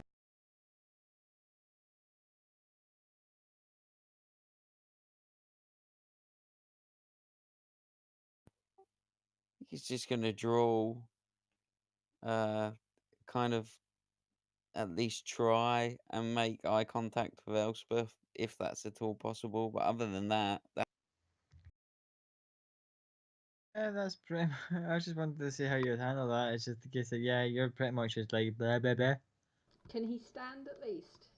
I'm assuming he's got wisdom, so surely that must count for at least being able to control his freaking body enough to stand and walk. Yeah, he's enough to kind of like he's like Bambi on ice when he tries to walk. Wisdom's the reason he's breathing. I've got 14 wisdom, so I'm good with wisdom. I've got 0 intelligence. I'm gonna try and walk him to me the best place to go is the Temple of to the Cobalt Reserve. So I'm going to attempt to walk him back there and find a cleric who will actually fix him. It takes you a while because he's easily distracted. But you eventually get there, and amongst all the other things, there's a couple clerics who kind of noticing, kind of go, we've heard of this condition before. And they take him and go, we'll have him ready for you in about an hour. Thank you. My skills as a cleric are not that good, and apparently clerics of Pelor is not as good as clerics of Ioun. You try. And they take total aside and they say, well, we'll have him back ready for you in about an hour. We'll just need to kind of research how we reverse this condition. Thank you. At which point all they hear is as like total shits himself. I'll prestidigitation him as they walk away.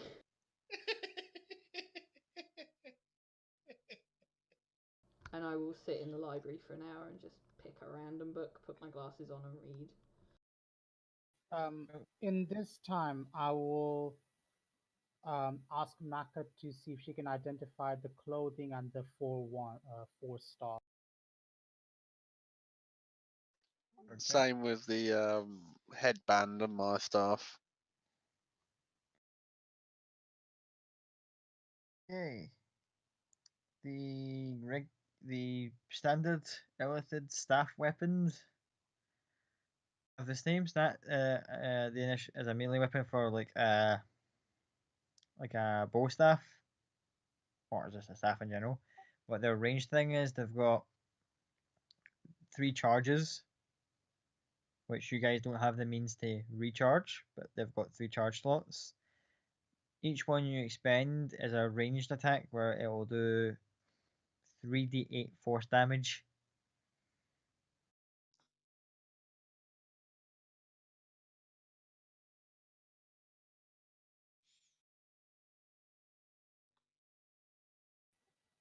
What's the range?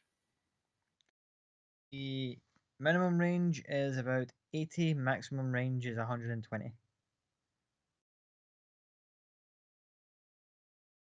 They're just kind of like bow staff, but they have a range attack. Yeah. You could fight with them up close if you want. If you could, there seems to be they tend to stiffen up and act as solid objects when they want to, but again, they're kind of partially living creatures. Kind of So it's is it a dexterity you use? yeah, dex based attack. It's a bit And it's dex a based 3d8. 3d8 force damage. The more advanced ones got more charges and it does 3d10. 5 charges. Or if you expend all charges, it does something pretty nasty. It does actually a mind blast cone at like a 60-foot cone. And is that if I use all the charges? Yeah. But we can't recharge these things. Currently have no means of recharging them. That seems to be something that's currently out of your realm of understanding. The headband is a psionic headband. The Dr. Hydro was working on that's kind of doesn't give you total psionic abilities. It gives you very basic resistance towards like psionic damage, and probably gives you some other things I'm not quite worked out yet. Is that the same thing off of the chain? Unintentionally, maybe. I did think of this thing a while back. Yeah, I had a lot of like it I reminds did me big of shit something. as soon as Goville started using it, I'm like, fuck, he's already thought of everything. But the He's start been a things are bit of totally a my dick thing. towards you, isn't he? What? He's been a bit of a dick towards you, stealing all your ideas. How dare he have all these awesome ideas and put them on stream before I do? But no, Yeah. yeah. Just let me know what you think of. How do you want to use it? Would it be an attuned item, or is it? It will need attunement. I'll kind of work at the details again. This is a thing that was like she stashed that away in her desk for like I'm going to work on this whenever I can be arsed, and pulling out this is like, oh, there it is. Right. The clothes.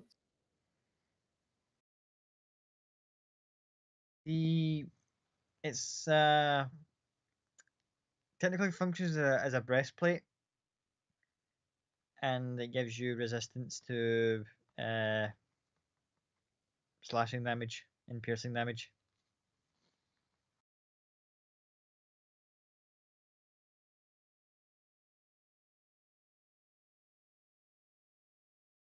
Cool.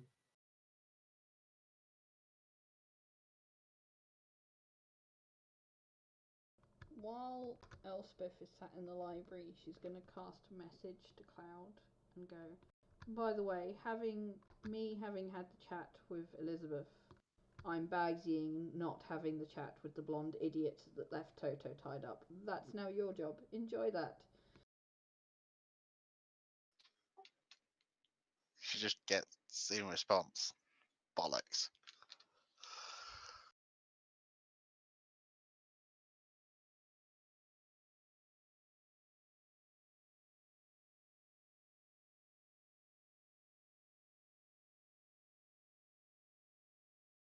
Cool. Anyone else want to do anything particular?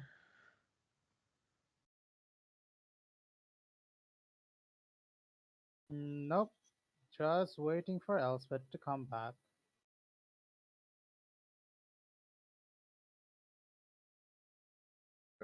We'll see about an hour passes, and Elspeth is reading whatever book that she just picked up off the shelf of her fancy little reading glasses when Total comes back and is like, hey, that was Oh, fucked up. sorry.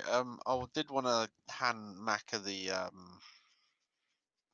scroll case. Let's see if she wants to have a look at that. You know, because that's such a good idea. Oh yeah, fantastic idea right there.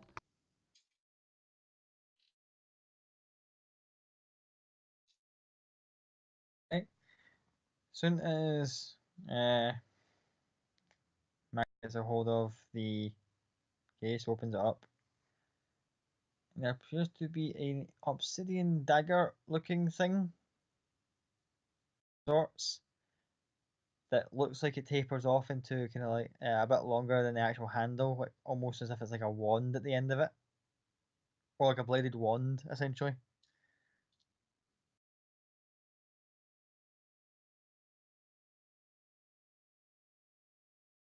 Looking at it, kind of going, this thing is kind of. I don't know. I need more time to look at it.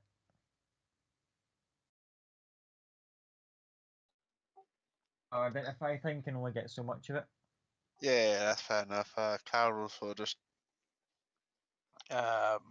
go, okay, that's fair enough. Just be very careful with it.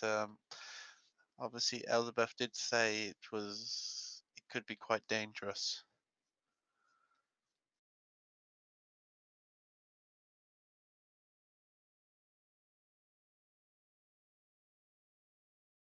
Goes, I'll be careful. And she puts it back into the kind of weird looking scroll sleeve thing, ties it up, puts it in her backpack.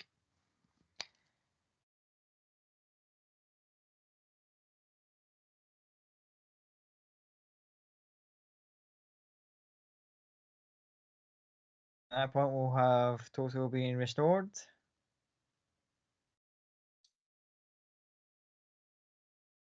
Elspeth is like, here you go, here's your friend back.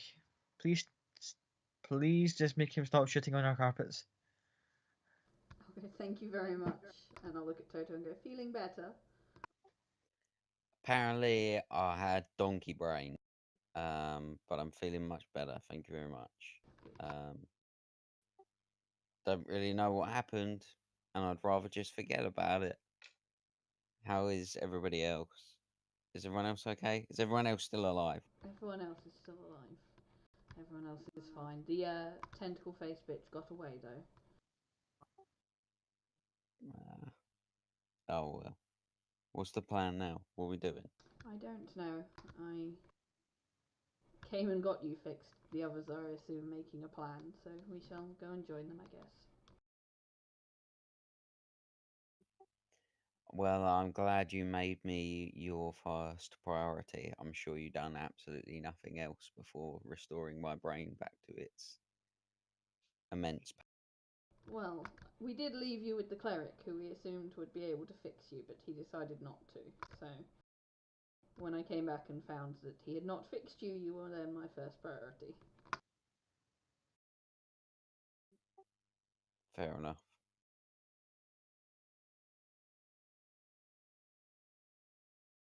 Come on, I'm sure the others will be glad to see you back.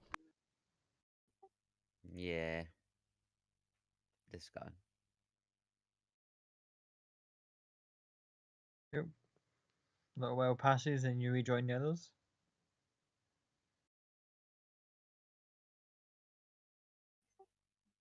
What the fuck, cleric? Why didn't you fix me? I already used up all my spell slots trying to handle you trying to eat your shoes, public trying to get onto the ship, and making sure the guards were okay. I only have two hands, plus nobody else told me where they were going. That sounds more like a you problem.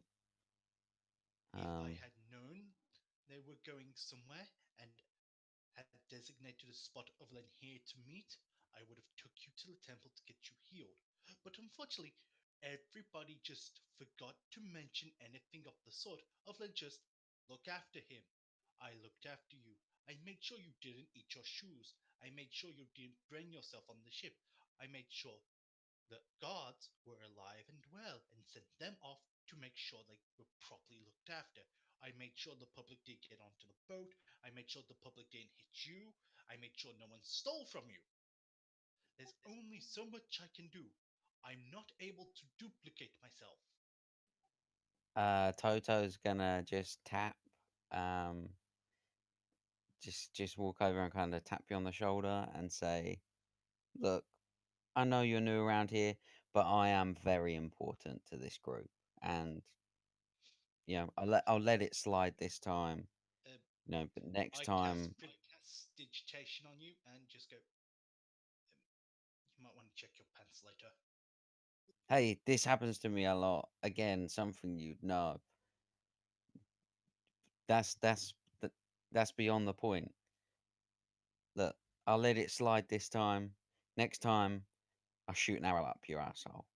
So Next time, make sure the party tells me where they're going. That way, I can coordinate with everyone so that everyone's looked after. Instead of leaving me in the dark. Just because I'm new doesn't mean leaving me in the dark helps. Or, you could have got the guards to look after the ship and you could have taken him to find someone else to help him. You were not here by yourself. You are not the martyr here. You had other help. There is a million guards around here you could have called to protect the ship. You chose to stay here. You chose to tie him up and leave him flat on the ground. Do not make it out like you did your best, because you did not. Oh, says the person who disappeared without thinking of her friend first. look. I'll get in the middle. Look. Let's forget about this. Cleric, good chat. Let's sweep it under the rug and just say what's done is done.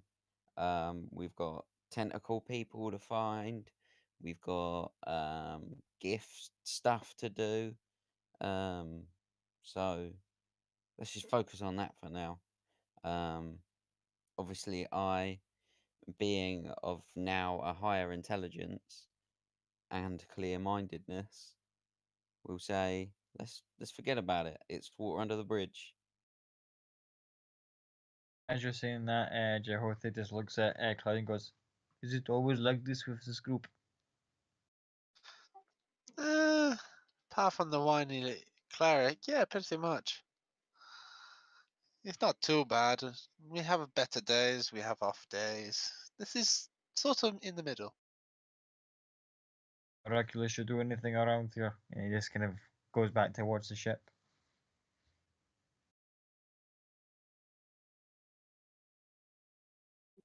What's Jeff the Jiff doing it? That was him just walking towards the ship after having a chat with Cloud. Yeah, that Toto is like, I don't remember Jeff the Jiff being. Well, he's going to be our pilot to get us to his place so we can.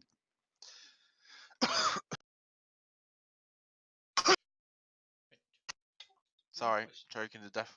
Why does the cat have a dog? And why does the dog have...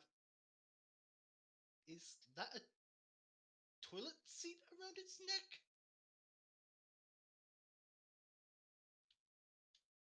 Upon So- hearing him call Cloud a cat, Elspeth just turns her back and walks away and indicates for Clover to follow her. Clover follows with a toilet seat around its neck. I'm going to look at the mimic and go, could you be something a little bit more subtle? Please. It's not a dog, cleric. It's a wolf. And yes, that's a toilet seat. Sometimes it's other stuff. Today it's a toilet seat. So jot that down. No. Don't be so jealous about the toilet seat. If you want, I'm pretty sure we can sort you out to your very own. I was just curious. It's not every day you see something like that. I'll give you that. Just, well, hang around with us long enough, you'll see a lot of things you don't generally see. I got fish in my cro. Yeah, I just look at the group and go, isn't that just the definition of this grouping?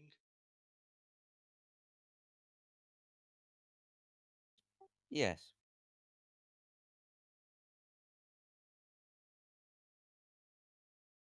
And if the thing on the dog can change shapes, is it some sort of magic collar? Yeah, let's go with that. That'll do for now.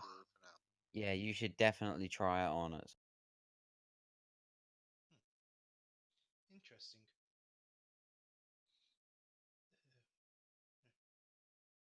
So, is anyone going with him onto the ship? That's where I walked with Clover. I'm on the ship. As they're having their little kind of group tiff over here, you follow up and you see Jehote just kind of crossing his arms and just shaking his head at the helm. Everything okay? Have a blooded object of any kind. Do I have a bladed object of any kind? Is that what you Yes. said? Yes. So I'll pull out my rapier and go, I don't use it much, it's probably completely useless, but here you go, and I'll hand it over to him. Very subtle kind of like, wait, you're actually handing me a blade? Okay. He takes the rapier and he starts to kind of strategically cut away at the thing that Hedro had attached to the helm.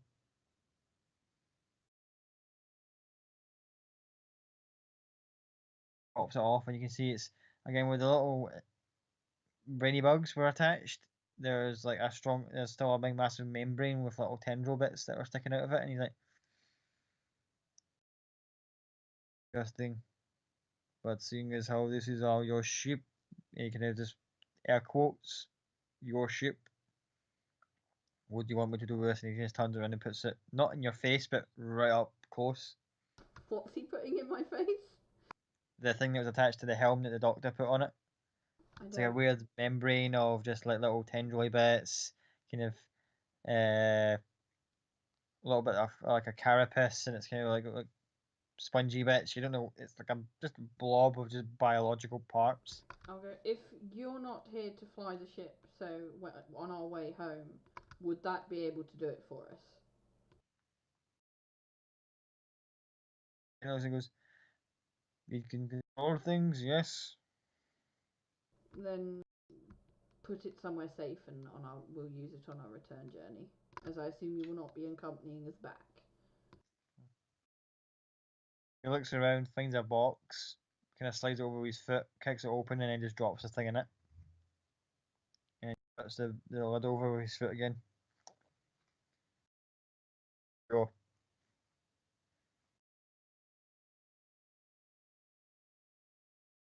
So she hasn't damaged. I hope she hasn't damaged the ship to the point where you can't use it. I assume it's all in working order. I will give it an inspection and let you know within the next few moments. He starts kind of inspecting the ship as he starts wandering about. I'm just gonna find a corner of the boat. Is there a corner of the boat? Probably not. Just somewhere along the boat's edge to sit down with Clover. Have Clover like across my lap. And pray to God the mimic's no longer a toilet seat. In between things, it's turned into like a kite, That's fine. We can do a kite. but like a kind of bat-winged, kind of strange-looking kite. That's It's kind of like I get to just change into random things now. I'm enjoying this like freedom.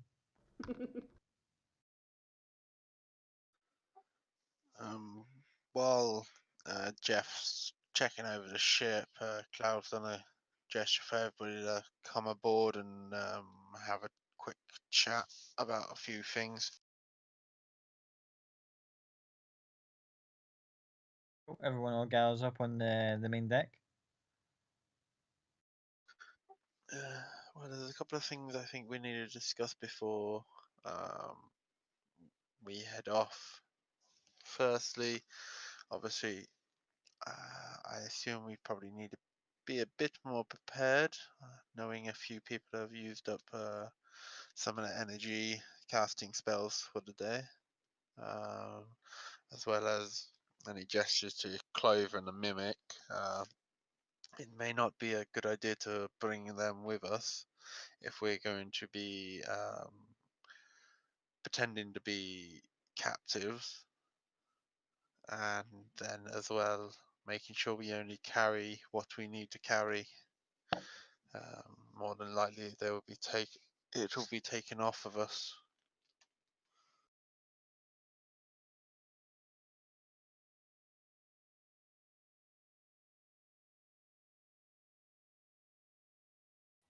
I agree. Perhaps whoever is, if Jehote is leading us, he introduced us his name, right? Yeah. Yeah. If Jehote is leading us, then perhaps he should take the weird with him as evidence that he potentially may have found Illithid to kill. It may help his cause. I suspect we should leave everything else we can't carry on the ship.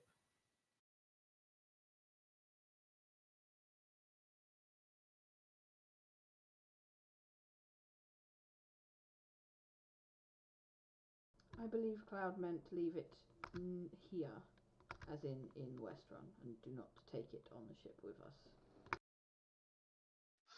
Well, we can definitely stash some items maybe here on the ship.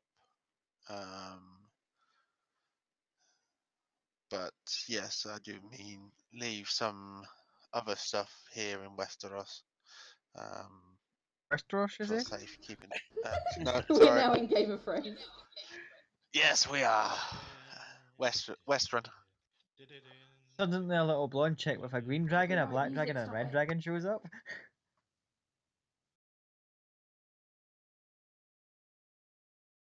She's like, "Hi, I'm supposed to rule the place." She's just like, "Nope, get. You're wrong, universe. We'll come back to you at some point in the next few weeks. Door Sorry, shut. take a right at Albuquerque, not a left. No, no, no. It's a right after Dublin, not a left. Anywho. Items in West Run. My concern is what happens if we pop back through and we're not near Westrun. Who says we'll plane shift back here? Well, as long, well, are we? I assume we're a little ways away from Jeff.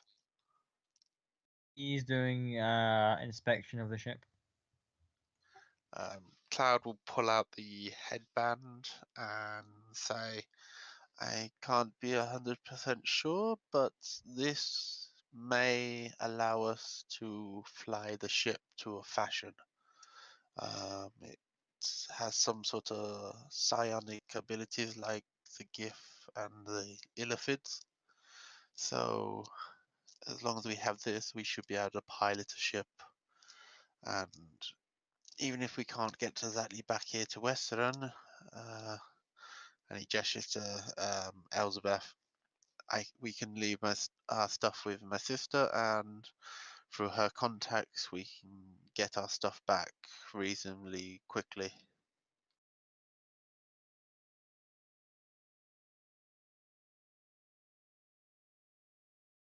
You see, Els was really not wanting to let the dog go.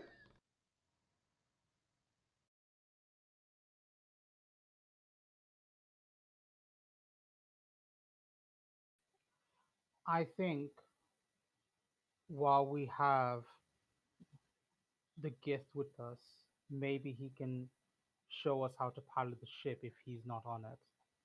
That gives us an advantage, and then we can perhaps leave our stuff on the ship. But I don't want the gift to know that we have a means of getting back without him, just in case. Well, when my spells are restored, I have the means of sending one person back at least.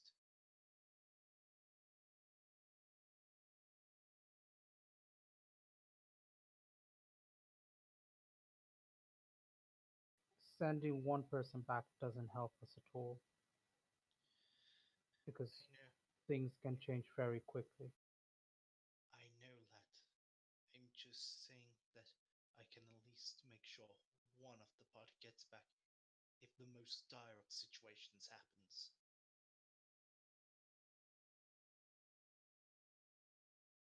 Let us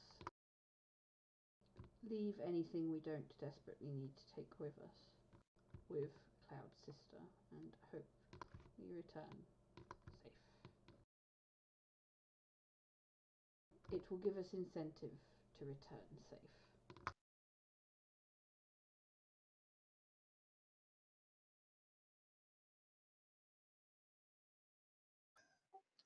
With that, Cloud will pull out the horn of silent alarm and think of Huggle again, blow it a couple of times.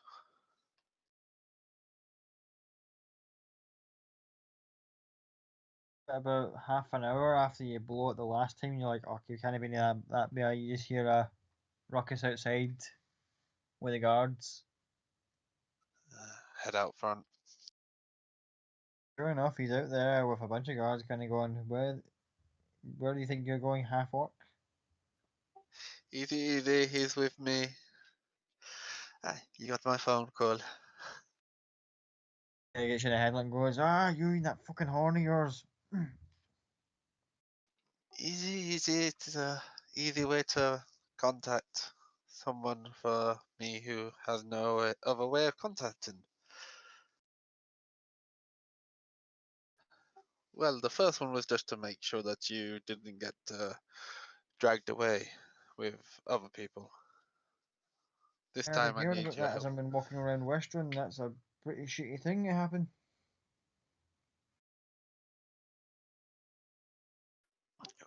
Well, you know, I planning on doing something completely stupid and could do your help to look after, well, just carry some items to Ellie.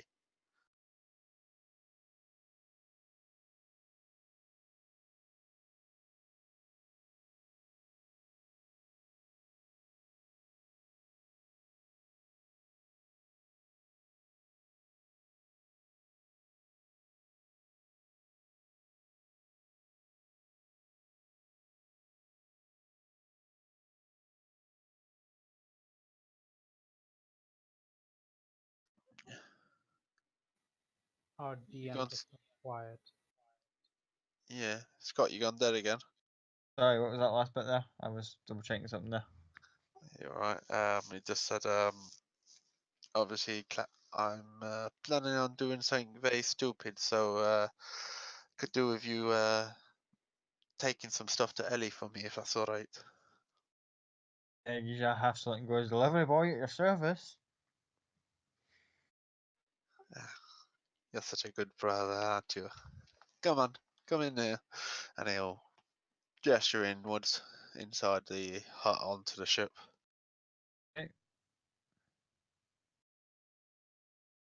Onto the ship.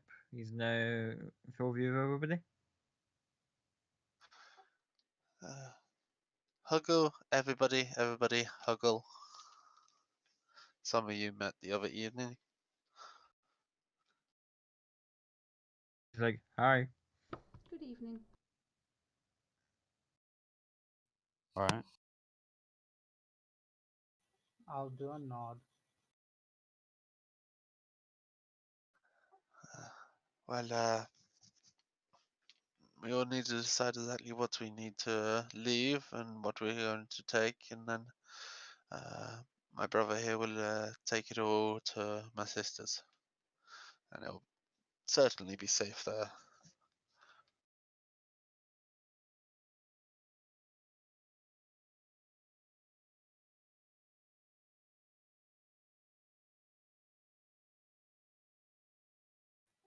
If it's all the same, I'm probably going to keep everything I have. I've never traveled without my things, so I don't intend to start now.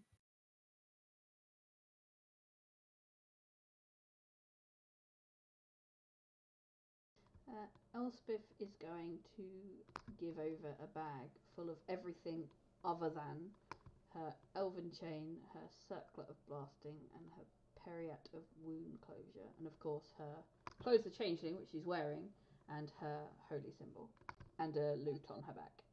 Everything else is in the bag that she has. So her glasses, her quill, everything.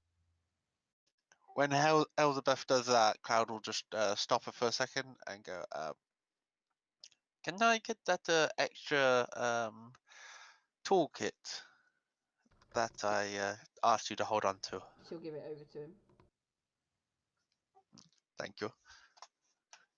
And then she'll hug Clover really tight and go, this is Hoggle. He's going to take you to Ellie and lots of children. You're going to be very good, and I'll be home soon. And give her a kiss on the head and send her over to him. A brief moment of reluctance before she walks over.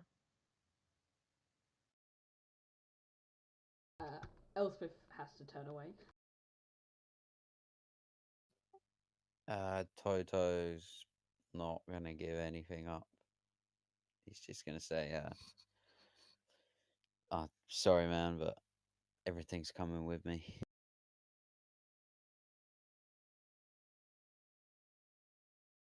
Aka's not giving everything up either. She's just like, nope.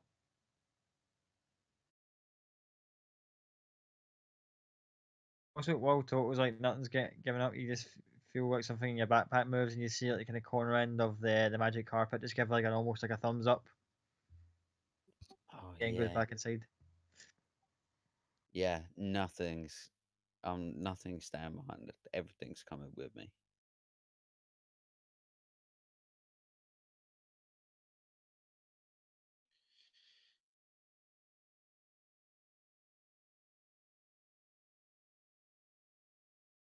Yeah, I just give him a small bag which contains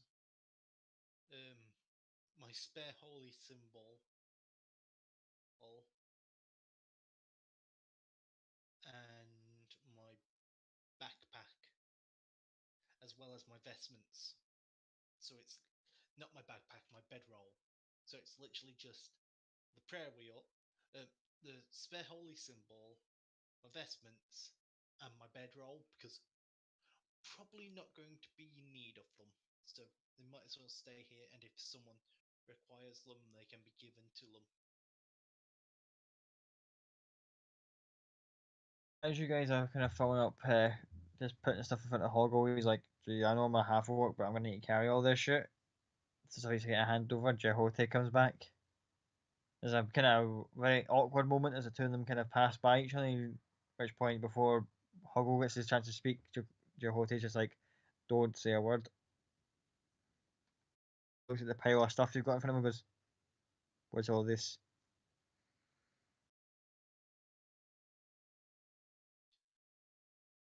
Things to be kept safe while we're plane hopping.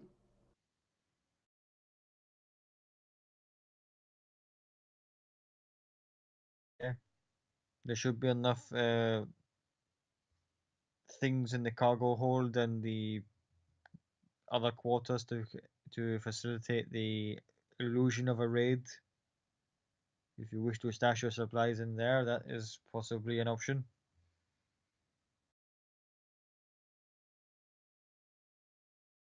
That is fair enough, but we don't need to keep everything on us just in case.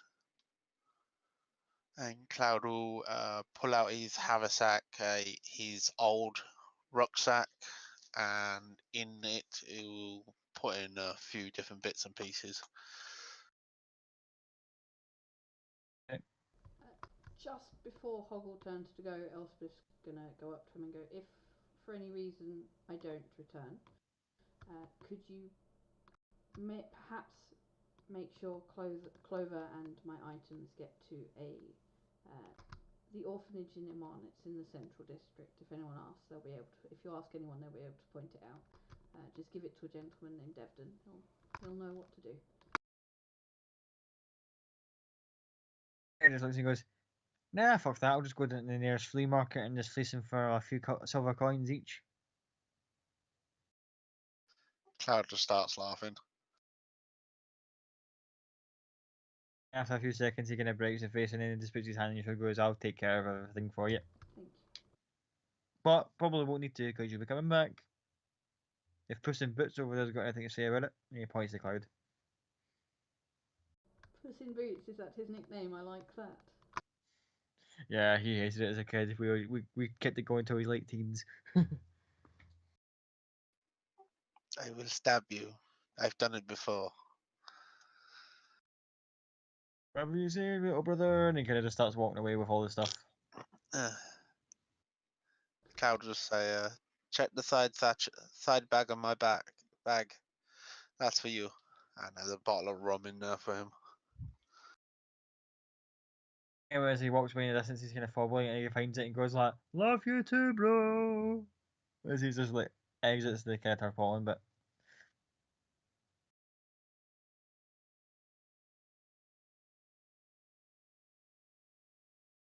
At which point, Jehote's kind of going, "You material realm creatures get stranger by the day."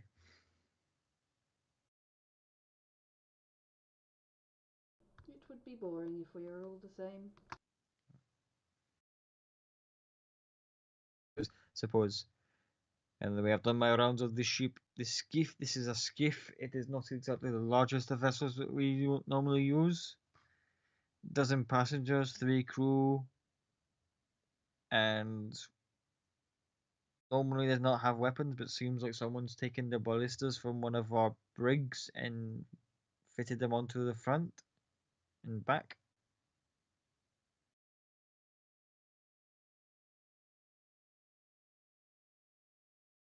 Damage is superficial, if anything. We're about as good a shape to go as anything. If anything you want to get acquire before we leave, I suggest you do so in the next like hour before we head off.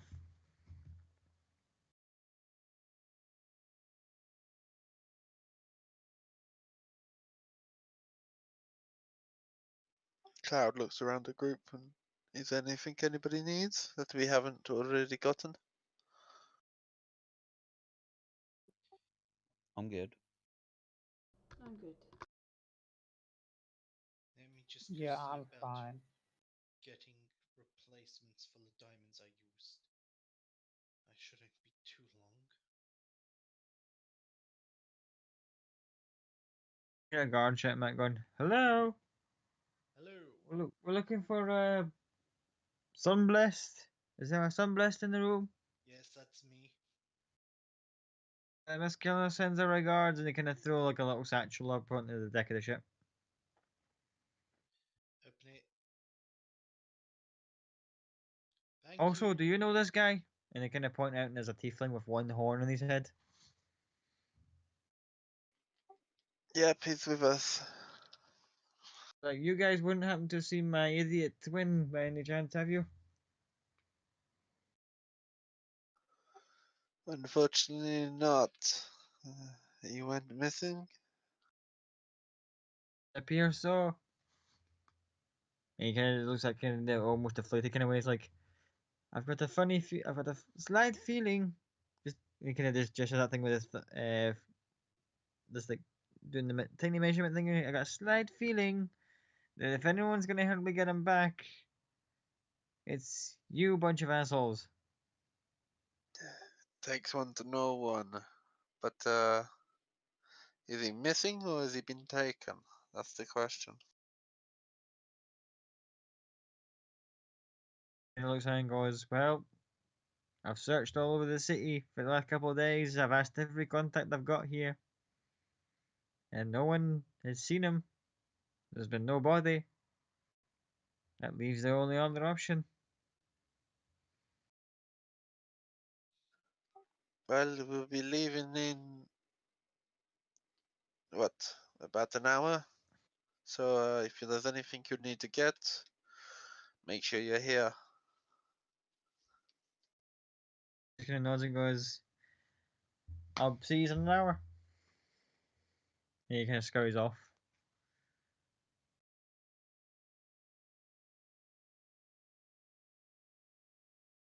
So what was in the sack that got thrown onto the ship for me? Your diamonds and your gold that you've asked for. Excellent. So that's 2 diamonds and 100 gold. Blimey, we've got a money-grubbing healer. Buying stuff to bring people back to life costs a lot. It's like, I saved your life, now pay me. This is your bill. You've been to a temple before, correct? Not really. Been to other places to get healed, generally. Well, most temples tend to have a charge for anything that isn't a simple spell. The spells I used weren't simple to bring those two back, then mass healing afterwards. This is very true, but I know some brothels that do the same service, plus extra. Does Elspeth hear this? Yep. She'll go, they don't actually heal you, they just pretend. I do hate to tell you. Well, there is a couple that I know of. And he'll just cheekily wink. Well, you have your own personal one now, pretty much. And she'll wink back. Ah, I just want yeah. to check something. Do you mean personal healer or personal brothel? Cloud just burst out laughing. You and I meant, Johoti like, sitting there kind of going, I'm not from around here and even I know the difference. You sure you Cloud want like to bring this burst one? And he out kind of uses laughing. a side thumb towards Azzy and kind of goes, you sure you want to bring this one? You don't seem very clever.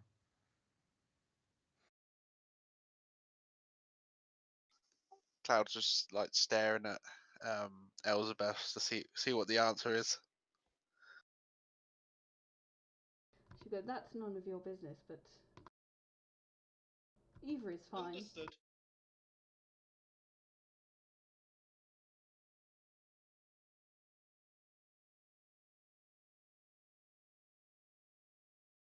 She'll just jokingly wink at Cloud. She's enjoying winding up the new guy. Oh yeah, Cloud's the one handling the money crack. Yes. Right. How many members of the party are there? 6, including you. Right.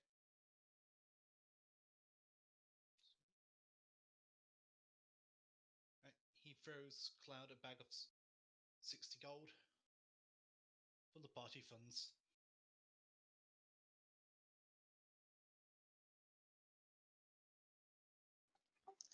Thank you. While we're waiting for our tiefling friend to get back, Cloud would spend a bit of time first hiding some of the lock picks like on his body.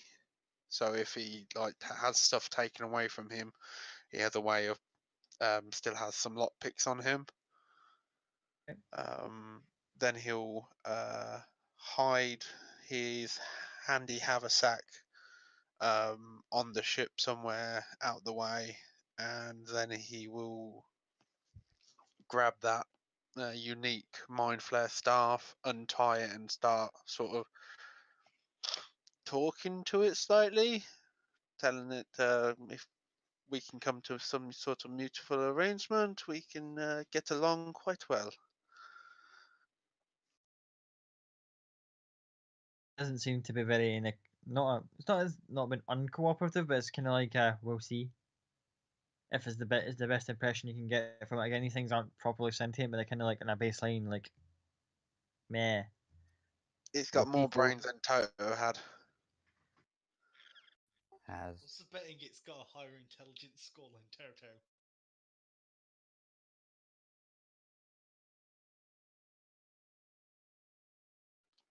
I didn't say that, I just said had.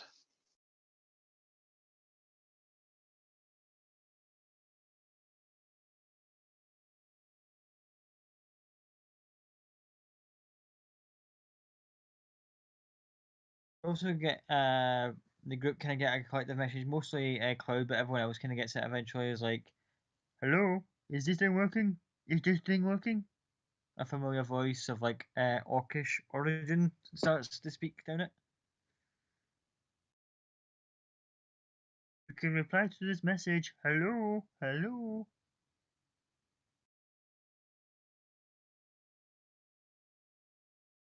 Where's that coming from? Getting like someone's like doing the sending spell to various group members to try and get in contact.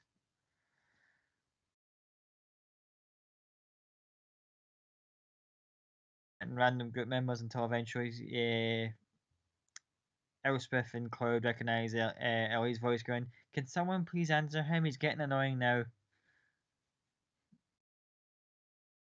I'll look at Cloud and go, I believe someone is trying to contact you and going through the rest of us.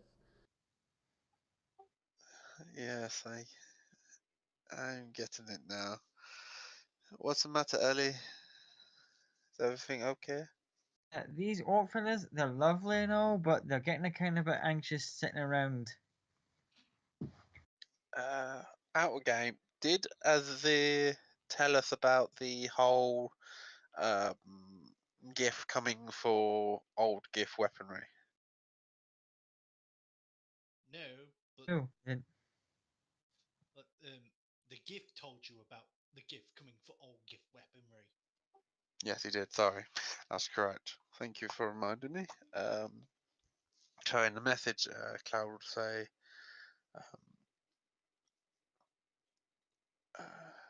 well, we were going to need this. Well, first he'll turn to Elizabeth and go, what do you think? Do you think we'll need them on this or not? The more prisoners it looks like he has, the more likely they are to question, I guess, how he got all of them, but it would be more helpful for us, so it depends.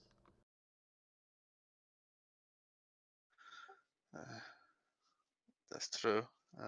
He'll message, reply to Ellie, saying, you can send them to to the west gates. We'll probably need their help, but I will say, as soon as you can, sell those silver swords of the GIF. Supposedly they can track them, and they do not like other non-GIF having them. They get a little bit Well, someone already uptight. bought those.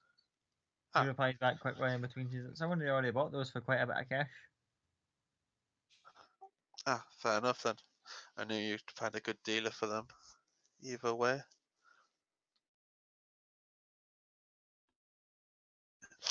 But yeah, if you want to tell Longtooth and his boys to head to the west gate, I'll be waiting for them. Huggle should be on his way to you as well. Shouldn't be too much longer before he arrives. Yep. Try not to get into too much trouble with these guys, and then there's a bit of brotherly sisterly banter, and then we'll skip ahead a little bit to saying that the tiefling guy arrives with his stuff, turns around, sees from the opposite entrance, sees like a group of orcs show up, looks up and sees one of the gift just looking over and goes, you do know one of those guys is still up there? He's reaching for his dagger, kind of going, you know one of them is on the ship? One of them's on your ship? Easy. He's the way we're getting to your brother. Kill him and we got no other way. At which point Joe Horticker almost smirks and gonna goes, let him try. And then walks off towards the hill. I'm going to turn to Elizabeth and go, or copy, but she doesn't say that out loud, and go, do you know what? He reminds me of you. Have you considered that might be a potential match for you there?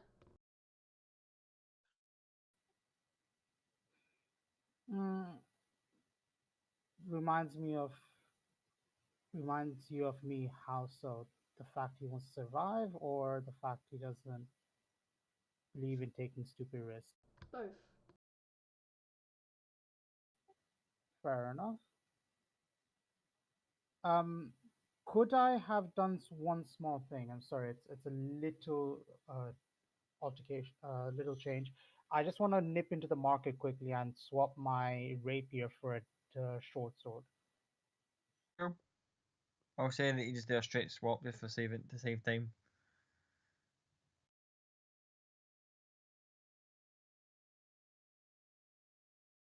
So now you've got the Orc Warband, one of the Tiefling brothers, Jehote, and the party themselves, all on this skiff. Question: did the mimic go with Clover?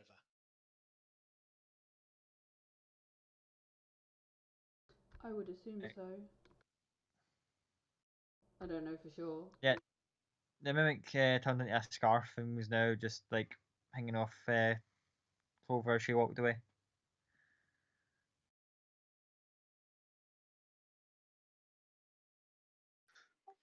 Well then, if we're all ready and raring to go.